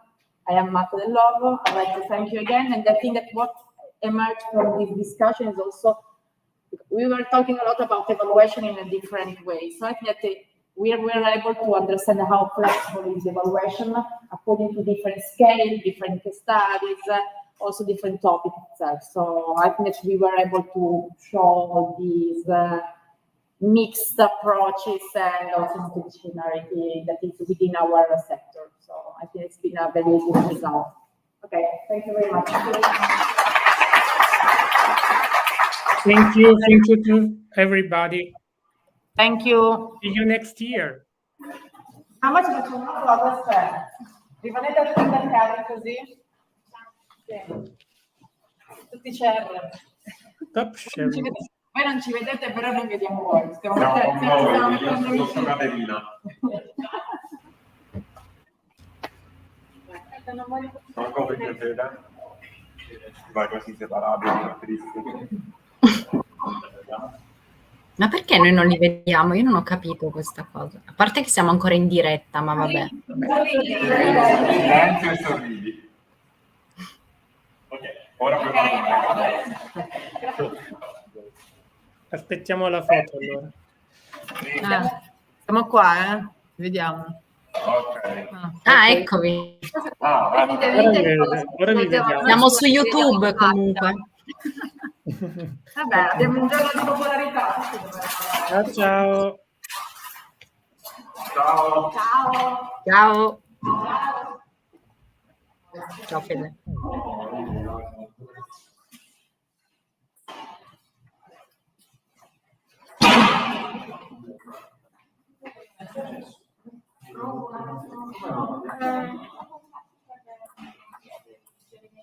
Devo lasciare a un chair un link per valutare.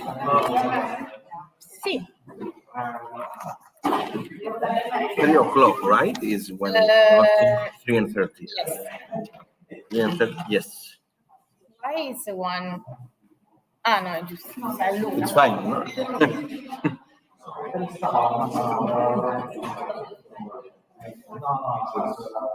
No,